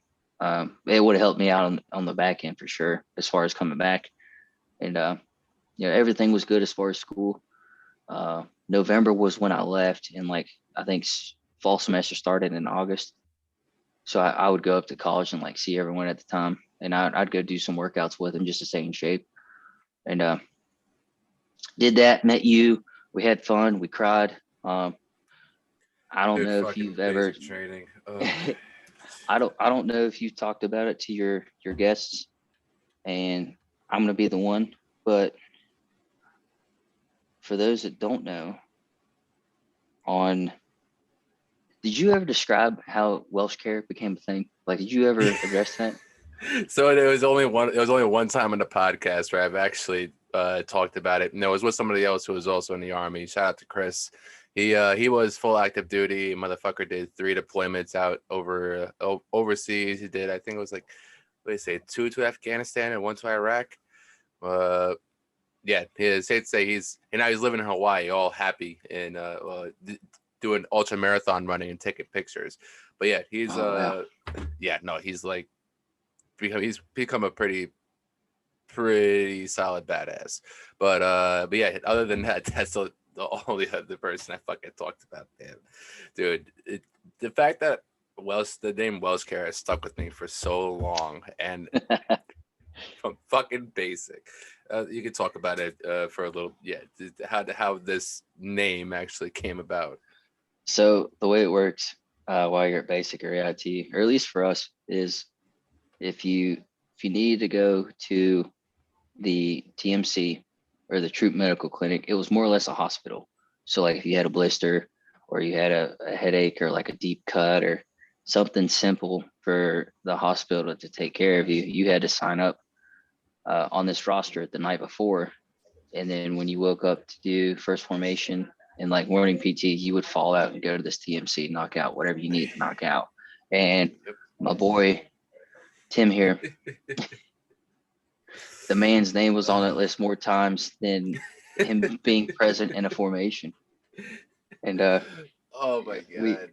I remember us as a platoon would give you so much shit. So much shit. But then also you guys would come up to me in the middle of the fucking night because you can't breathe, and I would have the medication for you guys. Yeah, you were a drug dealer at one point, just fucking serving shit like Tic Tacs. Like, and doing fucking back massages too, correcting people's backs, adjusting people's backs, and all that shit too for $20 on the side. Dude, like Welshcare became a legitimate fucking thing, and that's why it's my business, personal training business name / podcast name, just because it stuck with me, because it stuck as like the little roast joke, and I'll still never forget when it was our the last night of the FTX 5, and Drill Sergeant Wheeler had finally come back after his time in drill sergeant school, and I will never forget, somebody had brought up something. I said, well, you can come to Welshcare and I'll take care of it. And I remember just everyone just laughing out loud about it. And from there on, it was like, yeah, I like the name Welshcare. You know what? It's going to stick with me for a little while. Yeah. And when I started this whole podcast, I had no idea what the hell to name it. I'm like, it's like Welsh Talks, something like that. I was like, now I'm gonna get back to basic training. Let's go Welshcare. And so far, it's stuck with it. Like, it's even my personal, like, I have my cards, my business cards anywhere. I don't over here. No, I do not. But yeah, my business cards even say Welshcare Fitness. Like it's just it stuck with me for that fucking long. Ironically, the kid who always had to miss out on PT because he was halfway broken or too sick ended up becoming a fucking personal trainer. Yeah. Well, now look at you, man. It's funny. It's funny how things work. Dude, it's really funny how life works, just in general. Because had you asked me when we were in basic training where I'd be today, I would have told you that I would be a police officer and I'd still be serving in the National Guard, probably be an NCO by now, and nowhere near have the amount of length in the hair that I have now currently.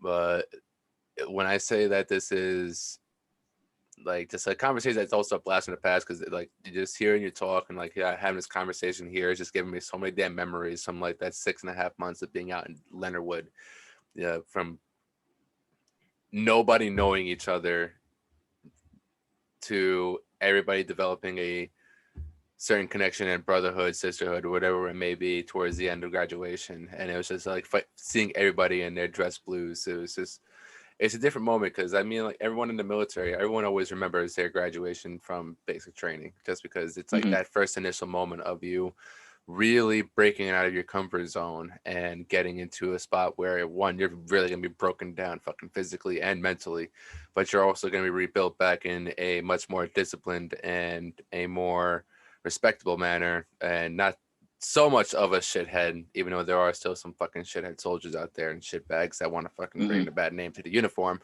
But other than that, it's that I'll never forget the night when we did the night infiltration course.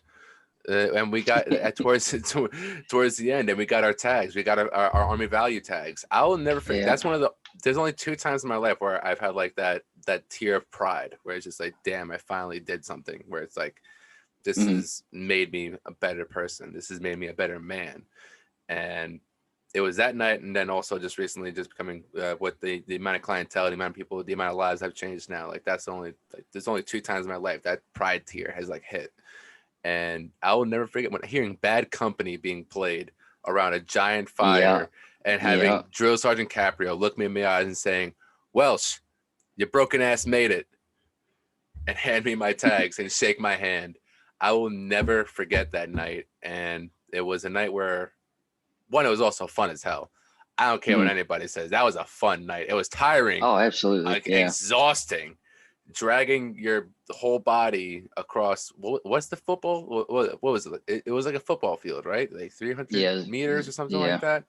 Yeah. Yeah, in full on battle rattle, just making sure your rifle is not going into the sand, keeping it up above. Like there was just so many little technical things at the same time. But that's a night where I would definitely 110% relive, because it was that much of a moment of just being like, shit, the weak kid from Brentwood who was always picked on, bullied, the short, fat kid is officially now a soldier. Like that was the night that was Hmm. like, damn, I'm actually doing something with my life now.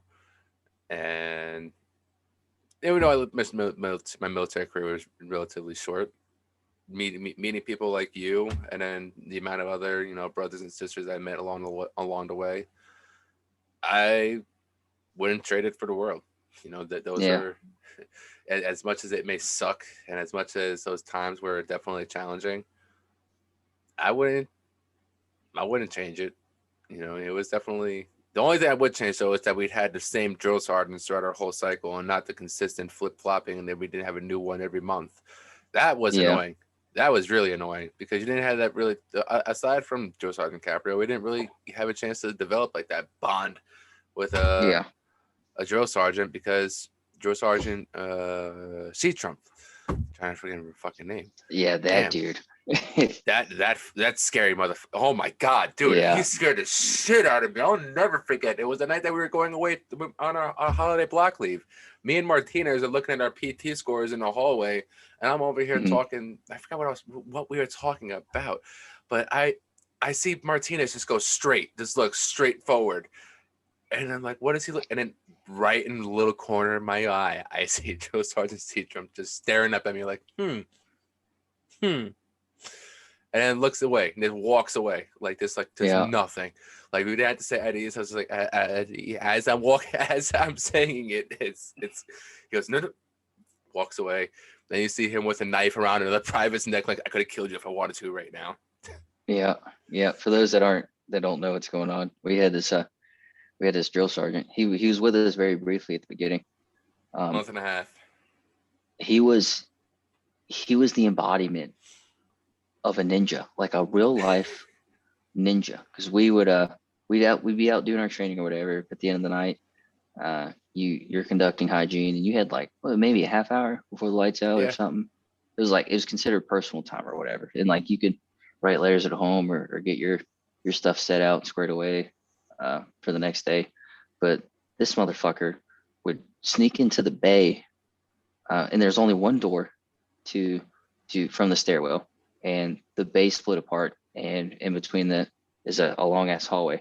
And out of the fucking 50 fucking people that were occupying this space, no one had saw this guy, and he would be sneaking in between the barrack bunks, like not killing but simulating killing all of these privates for game.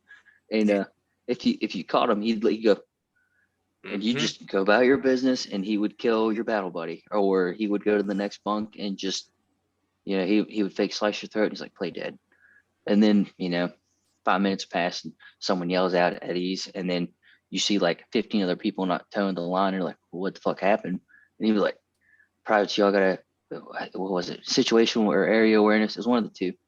He was like, I killed this many people in 5 minutes. Figure it out. We're all just looking at each other like, did you see him? I was like, no, did you see him? I was like, oh, I saw him kill that one guy. And it's like, how are you going to see him kill a man and not say anything about it? Yeah, he was a ninja. But no, back. The words you would hear out of his fucking mouth that were always so chilling, just kill zone. The second you heard those words, it was about to get hot and sweaty. Like, it was about to get very hot and very sweaty, and a lot of privates are gonna get their hands stepped on by people trying to set their feet up for push-up positions, high knees, hearing the stomping. Oh my God, I will never forget Red Phase for as long as I live.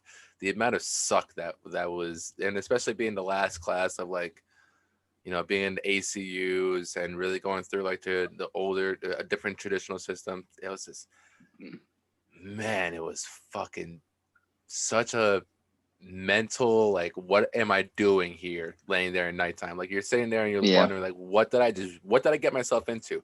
Especially the day zero going into the next morning, where you have Joe Sergeant Capra with a megaphone, and then Joe Sergeant Seatrump with a fucking pot and like little spoon banging on everything to wake everybody up throughout the whole night. Even though you had Drill Sergeant Ellis yelling at everybody on the hour, every hour, making sure that we weren't properly sleeping. And that was also my 20th birthday. Oh, really? Our first official day of basic training was my 20th birthday, and I could not remember a more depressing moment than that. 5:30 in the morning, standing on the outside while in the pouring rain, while Drill Sergeant Caprio was fixing our salute. Yeah. See, my birthday was actually pretty dope, because my 21st was down there at basic, and we were doing that EVOC course with the cruisers. And I remember telling the instructor, and I was like, hey, it's my birthday. Can I let it rip a little more? He's like, all right, you run the code and back up at this speed, and then you're going to cut the steering wheel super hard. And I was like, okay. And I forget who was with me. I think it was Goretti and somebody else. And I was like, all right, whatever.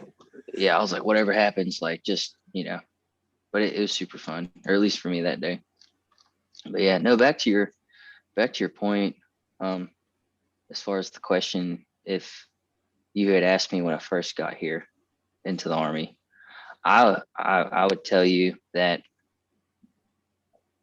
young private me that had just enlisted was going to come back to school to be a state trooper. Like, that's the short answer. The long answer is I got back to AIT. Yeah, I got back from AIT, talked to my coach and my athletic director, and I was like, hey, I'm back. Like, I'm gonna come back freshman year. And then I was talking to whoever in the Guard, which, by the way, if you're in the National Guard and you're using the tuition assistance or any of your benefits, just be prepared to jump through at least 15 hoops to be told maybe, not yes or no, but to be told maybe. Yep, and it happened to me also. So don't think that you're the only one. And when Yeah, I tell you that it was hurdles that were the size of the Great Wall of China that you're trying to fucking get over, just so you have something that you were supposedly promised when you signed a damn contract. yeah. So what I failed to know, unbeknownst to me, is where the college I had went to is considered a private liberal arts school that they will only pay up to Oh no. $50,000. And I was like, all right, so is that $50,000 for the degree, or is that $50,000 a year? Like, what's that look like? They're like, I think it's just for the degree. I was like, all right, yeah, that's a problem. They're like, why? Because the uh, West Virginia Wesleyan College is the most expensive college in the state, and a year's worth is like 36, 37,000.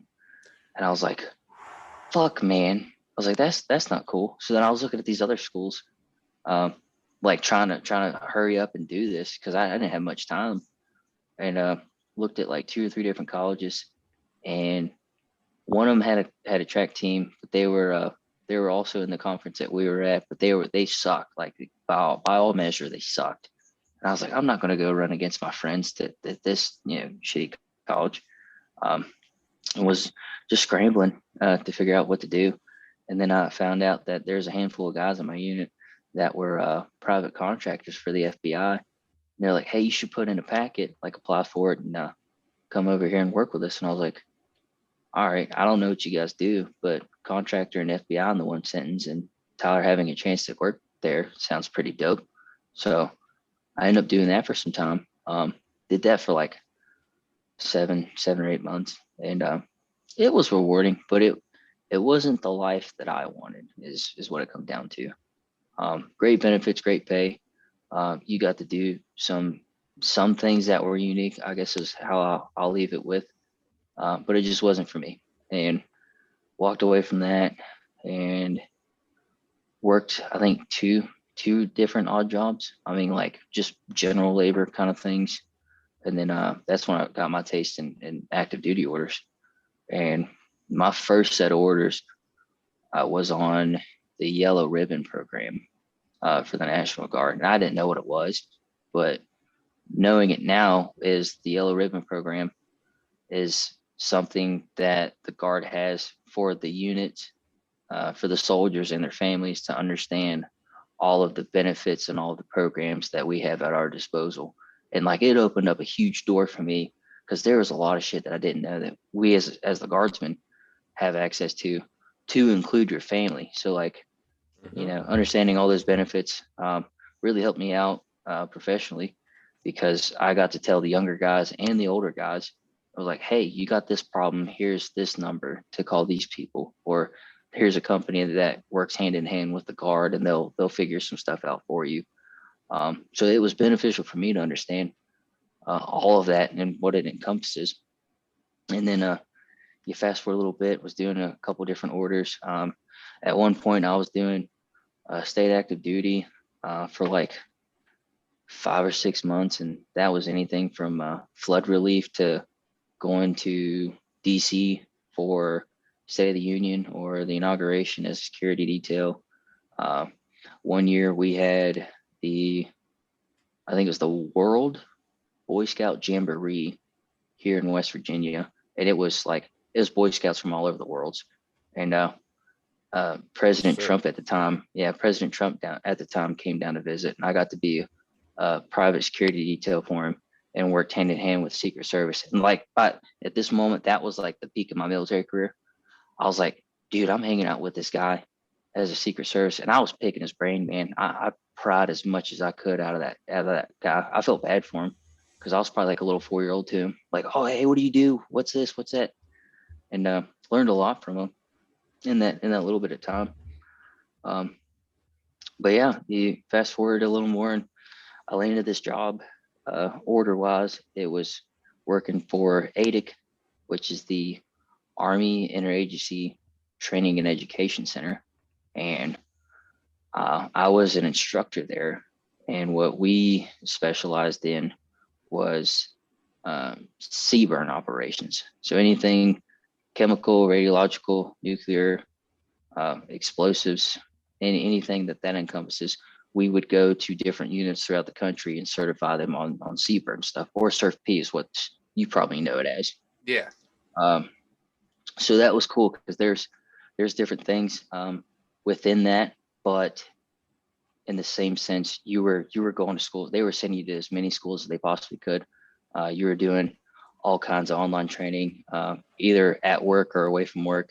And at that time, I was a young single guy. I didn't have anything better to do, so I was just, trying to get as many schools as I could under my belt. And I learned so much, man. And it was very rewarding because we would go to a different unit out of state, run a week or 2 weeks worth of mission for this unit to certify them, or at least tell them right from wrong. And really embodied the instructor piece and helped sculpt me into a pretty solid leader as far as being able to communicate, instruct, and kind of help people grow through knowledge. Because I know a lot of people, some NCOs, and this doesn't necessarily apply to the Army exclusively, because you'll see it in every organization. You got good leaders and bad leaders, and then you got people on both sides of that just know how to communicate clearly what they need or what the intent is. So I got a lot of repetition out of it, and it was extremely good for me. And then the deployment, we came back, and I'm on different orders now, doing some pretty fun stuff. It's all logistical / administrative, which isn't my forte, but I've really learned a lot. So I say that in the light of understanding how the Army operates on a bigger scale outside of a unit level. And it really draws it close to home of, like, for me and you to get called from an E5, E6 saying, hey, we're going to go do this thing tomorrow, but to understand it from the top down really sets it in perspective of how many moving pieces there are just to get one thing done. So hats off to the officers. The other side of that coin of hats off to the officers is you guys get into a dick swinging contest with each other more often than not, and like that inadvertently affects the lower enlisted. So do better, officers. But yeah, two things to answer your question is the one piece that really drew to me. I don't know if you remember this, but we were it was one of the FTXs where we were out in the field, and Drill Sergeant Caprio said that one of us in that platoon was going to be a sergeant major, and he was going to tell us at the end of graduation. He's like, one of you guys is 100% without a doubt in my mind, you're going to be a sergeant major, but I'm not going to tell you until you graduate. And I was like, I want to fucking know who this guy is. And I, from that moment on, I was eyeballing everyone in our platoon. I was like, this dude's squared away. That dude's just here. That guy doesn't know his left shoe from his right, kind of thing. And like, I never got that chance. I never got to talk to him. Because after graduation, I think I said goodbye before the ceremony to everyone, and then fucking dipped. Like, didn't want to be there anymore. And that's when you all got that group picture with him. And I was like, I should have fucking hung out like just a second longer. Yeah, I was going around just fucking taking pictures of everybody that day, because me and personally, I know that was going to be the last time that I see majority of these people. Like, the only other time I've run into anybody from basic training was back in 2017 or 2018. I ran into Sandoval up in yeah, ran into Sandoval back at the Destiny Mall up in Syracuse, because he was stationed up at Fort Drum, and occasionally me and Brewer still talk. So he's actually could be coming on here in a couple of weeks or so, talk a little bit more about his bodybuilding career and as well as his transition from the military. But yeah, when I say like, it's like, no, I totally see everybody from our class, majority from our class, uh, I see everyone's getting out. Like I'm Yeah, seeing like yeah. I'm seeing a Everyone's lot, getting out. and with good reason too. And I'm not saying that it's I shamed them. Hell, I got out, and my DD 224, my fucking honorable discharge plaque is hanging up.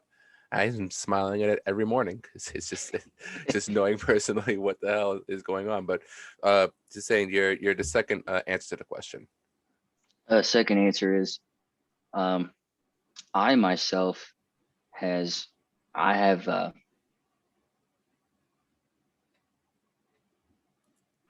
my career path is very unorthodox to the traditional guardsman. I will say you mentioned it earlier as far as the guardsman's a 2 weekends out of a month and 2 weeks out of a year. That by all measure is out the door. That doesn't apply to today's world.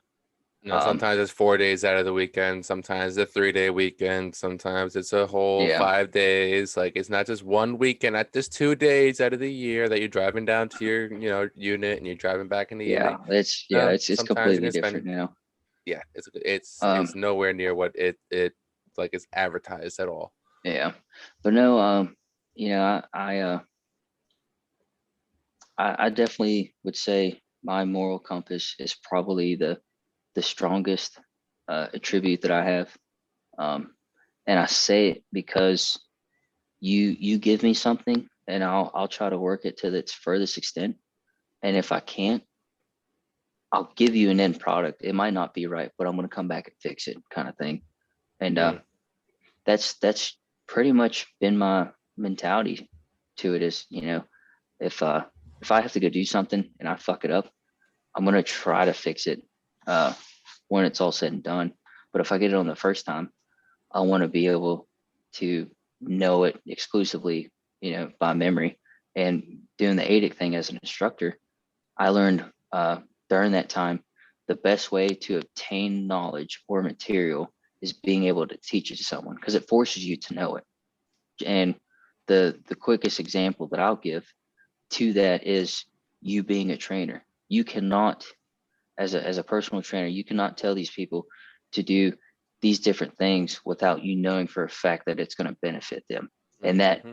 doesn't exclusively apply to you. That can be uh, an insurance firm. That can be a hospital. It can be a little league football team. Is the best way for you to know something is to being able to teach it, and you'll have to know it like the back of your hand. And to me, that was like a big secret to me because I would compare myself to other NCOs, or if we ever got like a block of instruction on something, I would like, how are they going to teach it? How much material are they getting across? Are they just going off the power slides and saying, verbatim what this is, or are they making it fun, or are they giving you the key takeaways kind of thing?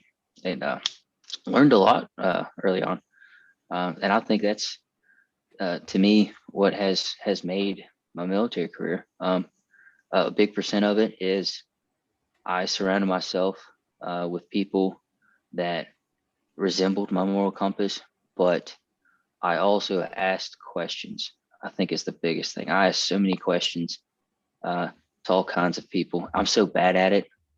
Uh, like my wife hates me for it, and some people in the army hate me for it because I'll ask you, oh, like, hey, when you make coffee, how do you make it? And like you'll tell me, and then you'll immediately see me turn around after you walk away while you're still in earshot, and I'll ask the same or another person the same question, and you'd be like, dude, I just fucking told you. And I'm like, yeah, but he might make it different. You just don't Yeah. know.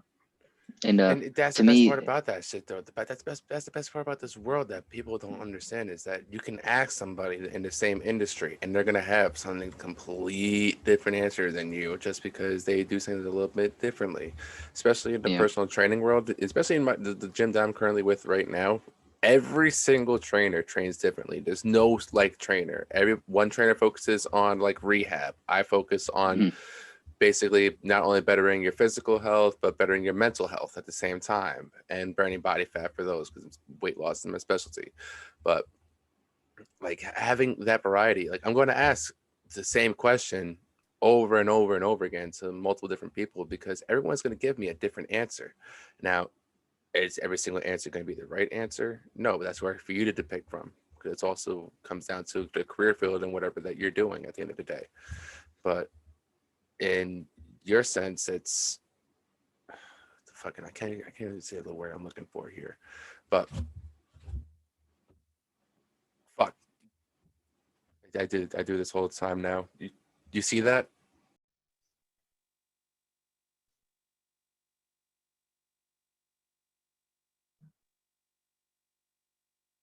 Are you there?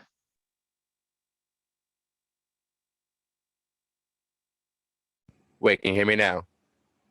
Yeah, I can hear you now. I don't know what the hell just happened. Hey, yeah, I It's don't like either. it just cut out. Oh, that's what, bro. We've been doing this for over 2 hours, so it did the lap thing. I have it set to, and it does like every 2 hours. It's going to cut the point and do it. So I know where to do a commercial. Shit. Damn, Oh, I didn't realize fucking 2 hours went by, dude. We're like that has it conversation. really? Yeah, this conversation is Wow. it's flying right by. My bad about that. Oh But no, you're good. it on that note, like the fucking damn, no expect that the computer to die on me like that. Last thing I do want to get off here before we head out. For anyone who is like any young or old person or middle age, whatever they may be, if they're interested in the military at all, what is the number one piece of advice that you're going to give to them? Hmm. Man, you would ask me an open-ended question, wouldn't you? Uh, I think the the one question you need to ask yourself is, are you are you doing this because someone forced you, or are you doing this because you want to? And I think there's this huge stigma that, and I don't know if it applies to most people, but I know in West Virginia, as far as a culture, is a lot of people look at the military as in a very, very, very noble and prideful thing. I will say West Virginia personally probably has the nicest people around. And for you to join the military, it's a very honorable thing. The other side of that coin is a lot of people see other people join the military because they can't find a good paying job, or they decide not to further their education outside of high school. Um, I will say, this is me knowledge. This isn't a statistic by any length of measure, but the old phrase of, if you want to be somewhere in life, you have to have a college degree. That's that's out the door. That might have been the generation before us, but it's not the generation that's here. Um, Nor will be the next so generation or any generation after that. From that point being said, yeah. So that being said, once you answer that question, figure out, I would say soul searching. You got to do some form of soul searching before you do anything. Someone somewhere in your life either has had served or is serving, and definitely ask them questions. Ask them as many questions as you possibly can, and then find out who they know and ask them the same questions. Because I will say, my experiences, or at least everything that you've heard tonight up to this point, as far as your guests, uh, my experiences have been an extreme blessing. It's been very uh, a great time for me, my military career. I don't see myself walking away from this anytime soon. And the short answer that I tell people is, it gave me job security. It gave me a sense of being, a sense of responsibility. I get to do something different kind of every day, but I get to not only serve my country, but I get to serve West Virginia if they need the help.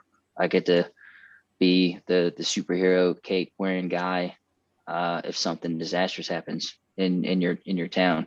I get to be a role model for younger people. I get to be a role model for older people, and I get to wear a uniform and do some cool guy shit sometimes.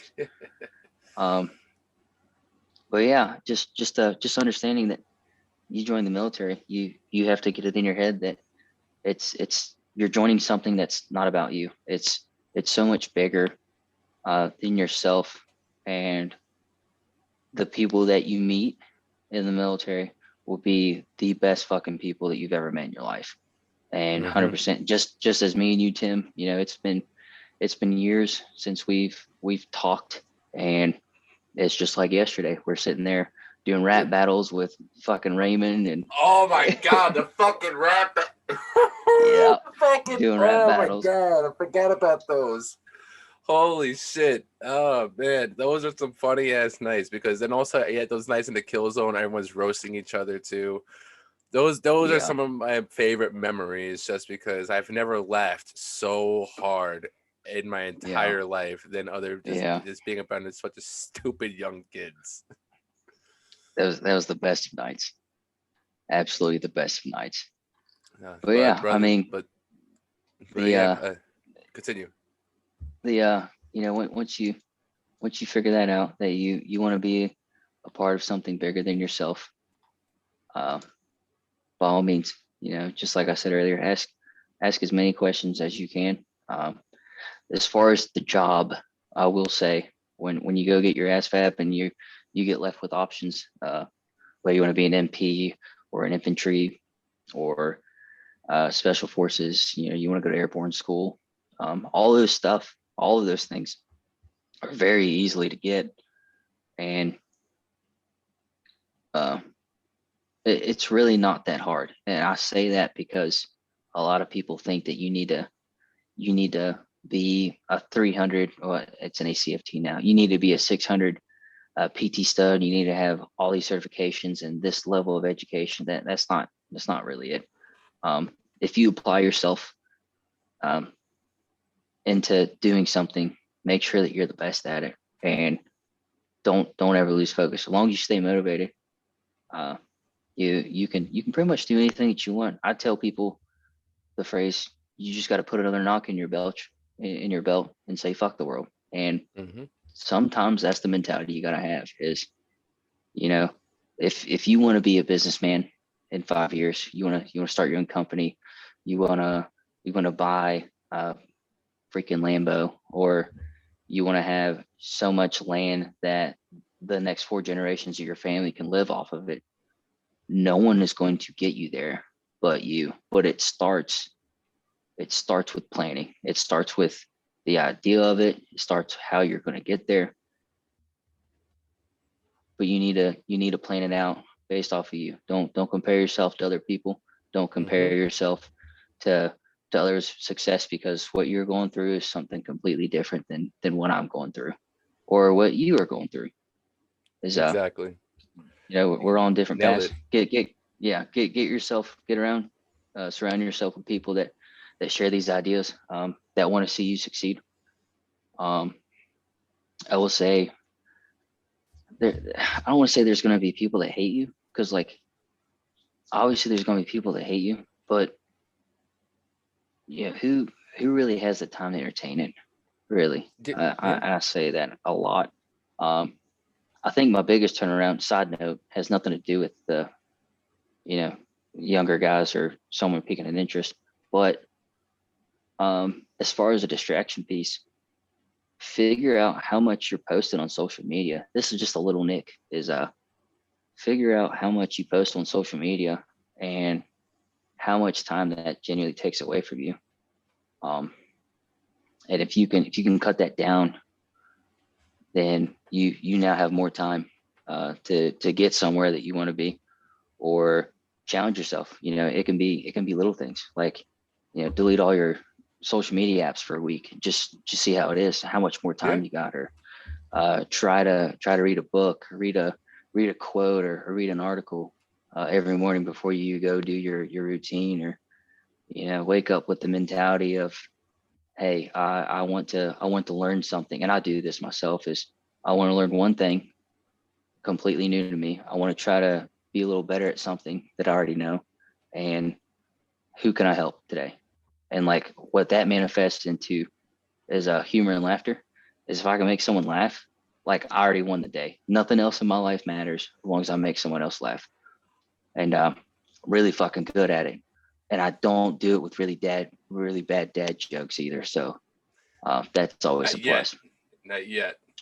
Yeah, not yet. I still got I got a couple things in my back pocket for a rainy day, you know. But I'm not gonna break those out tonight.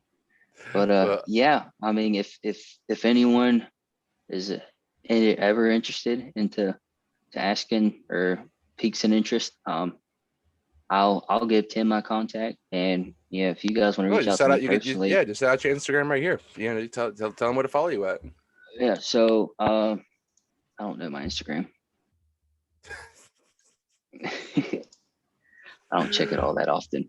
Uh, Tyrell underscore 1255. all right, I'll put it in the description also, so this way people can see Yeah, it. It's in there as well. But other than that, brother, man, I couldn't appreciate more of your time because first of all, I didn't even think we were going to be going on this long, but like I said, I let time do its thing. I'm more than yeah. happy to have spent the last 2.5 hours over here catching up because this has been it's great to see exactly where you have gone as far as your military career, but it's also, just great to catch up in general, just as like, being friends in basic and all that stuff. Hmm. Not really getting a chance to see each other since basic training or have a real conversation. This has been a really good catch up, but it's also been very educational. And this is another reason why that I want to have you on here, just because I know that you have some knowledge for these people who are little lost when it comes down to wanting to get into the military career. And as far as the people who Hmm. are stuck in the military career right now, who are questioning if they want to still do in the military career, still pursue a 20-year career. Some people may be always surrounded by just the negativity. So having somebody like yourself who just said, like, you really don't see yourself doing anything else. This is the kind of things where it's important to have, just because there are sides of the military that are great. And there are sides of the military that are, that need to be shined more on the positive side, rather Hmm. than the consecutive negative talk that's been brought up by the military. Because yes, I do understand there's plenty of flaws within our military. There's plenty of flaws, and there's plenty of room for improvement. But that's just our whole country in general. There's still plenty of room for Hmm. improvement, and that's people in general. There's always going to be room for improvement, but to have you on here also, such a I want to say it's a very close date towards our graduation. It's not April yet, but I mean, it's pretty damn close to our graduation. And 6 years ago, walking across that stage, man, it really it starts to settle in a little bit more that it's been already 6 years when we have these type of conversations, Yep. because you're just, Yep. shit, this man has really done a whole bunch of shit in the military career, and he's now a sergeant like twice, and Yeah. he's really doing like what he said he's going to do. Like doing he's walking the walk and he's talking the talk, and he's also with a head up high. Like, that's, you live by your word, you have your morals, and you stick to them.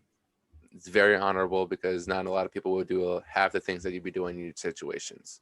Hmm. So it is very honorable, and I commend you for a lot of things that you do as well. So on that note, I do want to say thank you very much for coming on here. Thank you for very much spending your time. I definitely got to have you back on here again too, soon, to talk a little bit more. Yeah, man. We can do like I don't want to say a follow up, but maybe look at it at a different angle. Like we'll dissect something, and we'll just dive into it, man. Um, Absolutely.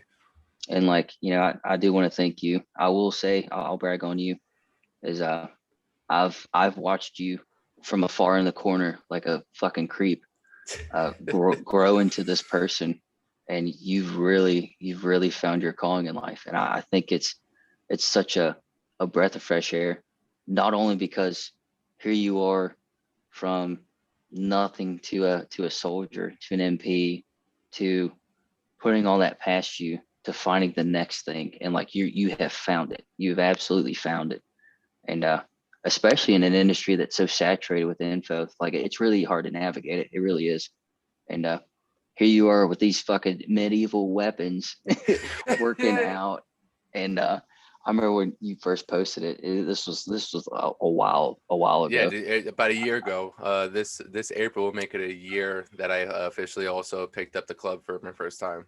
Yeah, I remember see you swinging that thing and on my timeline, and I was like, damn. And I remember showing some people, and I was like, you ever seen something like this? And they're like, no. And I was like, I'll tell you what. I was like, in a year's time, I said his shoulders are gonna be bigger than his fucking head, and I'll tell you why. And he was like, why? I was like, you try to swing that shit around for weeks on end and tell me you don't get bigger. And like, dude, you look in fantastic shape. Like, you I probably eat nails appreciate for that, man. breakfast without milk now. Like, Dude, I fucking just talked about that episode today with a couple of people too. Shit. But dude, that's so scary. It's so ironic that you literally just said I just talked about that very same SpongeBob episode with somebody else today, earlier. But I really do appreciate that, man. And it honestly, when I first picked up that club, I was nowhere near the level of where I'm at today. Like I picked that club up and I was immediately humbled. Like I thought 25 pounds, oh, that's nothing. It's just 25 pounds. Like, I curl 40, like this is nothing. And then I go pick it up, I was like, what the hell is this? And then yeah, you go to swing it around and it's like you damn near pop out your shoulder the first time you do it at the heaviest weight. But then over, time when you're doing it on a consistent basis and you're staying disciplined with the routines and you're watching your form going back. Like I'm gonna be posting up a video later on this month of when I first started doing the clubs and stuff like that versus where I'm at now with my form, and hmm the the difference that you see is just something that I want people to apply more in their lives. That if you stay consistent with things, even with this podcasting thing too, if you just stay hmm consistent with it and you want to teach people or you want to, get it known to the public, it's going to happen. It's just a matter of you staying consistent and disciplined with it. If you don't stay consistent and disciplined and, you don't pick up a club for, a month or 2 months or 3 months, you don't post an episode for a year or 2 years, like yeah, what do you expect to happen with that? Like it's at the end of the day, it comes down to your levels of discipline, consistency, and how bad do you truly want it. And yeah. I want it. Plain and So simple. I have a challenge for you that coincides with your progression. So what I want you to do is get like just a little notebook. Doesn't have to be big, but get a little notebook. I want you to find one quote in the morning before you start anything else. Find one quote, write it down. Go find someone else. It could be someone in the gas station, at the grocery store, at the gym. Like it could be a client, it could be a mother, but have them try to say a quote off the top of their head, if not to find one, or find one that closely resembles it. And after each week, I want you to read those quotes and see which one applied to you the most, and then Mm, do that every week. And then after a month, look at all the quotes within the month and see which one applies to you. And like you wanna do some self reflection. That's the most rewarding way possible. It really is. I like that because the amount of people that I do interact with on a day-to-day basis, especially within my gym, to give you a little like my gym has 27,000 members and averaging What? about 27,000 members, and just at our one gym. And on a day to day, like on a monthly basis, there's about 12 to 16,000 consecutive members that show up. So I'm there 6 days a week, and I'm usually there between 8 to 10 to sometimes even 15 hours a day.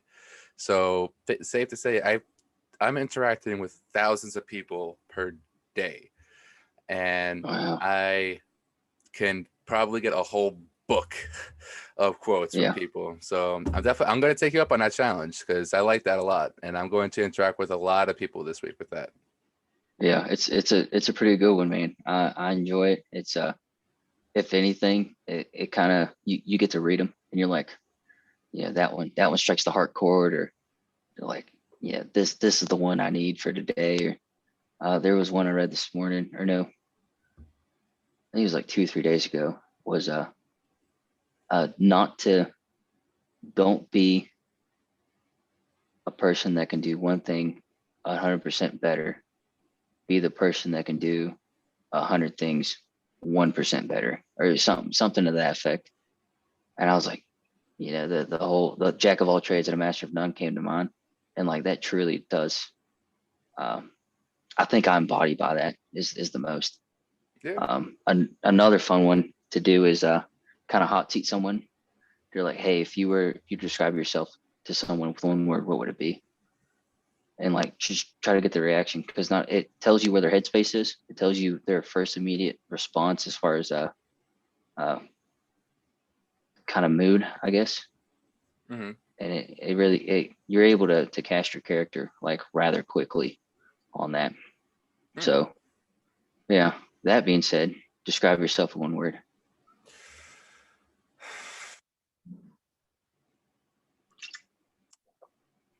Empathetic. Okay, I deviate. definitely say it's it. I definitely put myself.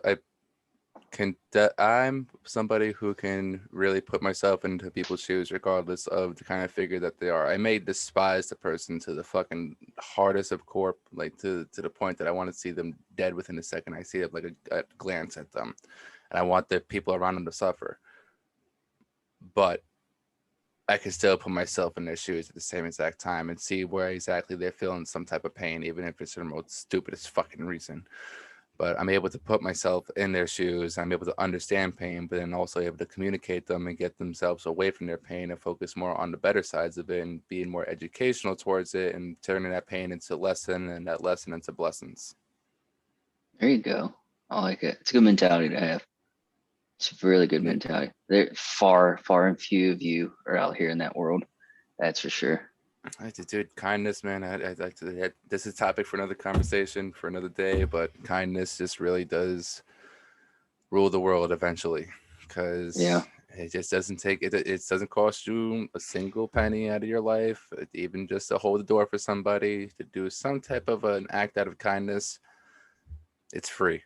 And that's the one thing I Mhm. always try to preach to everybody is that just do something kind. You don't know what kind of day somebody else is having. If you see that they're a little upset, hold the door a little longer for them. Or, if you can afford to, if you see something that's like $1 and you got a little extra change in your pocket, why not? Mhm. It's the little things like that where just act on the kindness. Don't just think about the kindness, because if you're just thinking about it, then energy doesn't get put out. And then it's just sitting and sitting, because then you're stuck with the, damn, I wish I had done this. I wish I had done that. No, less wishing and start doing. Yeah, that's for sure. I'm with you But all the way on that. but brother, man, I couldn't appreciate you more. And for those that have been listening, I couldn't thank you more for your time. And again, I thank you for your time, man. This has been an amazing catch up, and I'm looking forward to the next one. Yeah, absolutely. I'll be around for it. We'll get to it. Definitely will.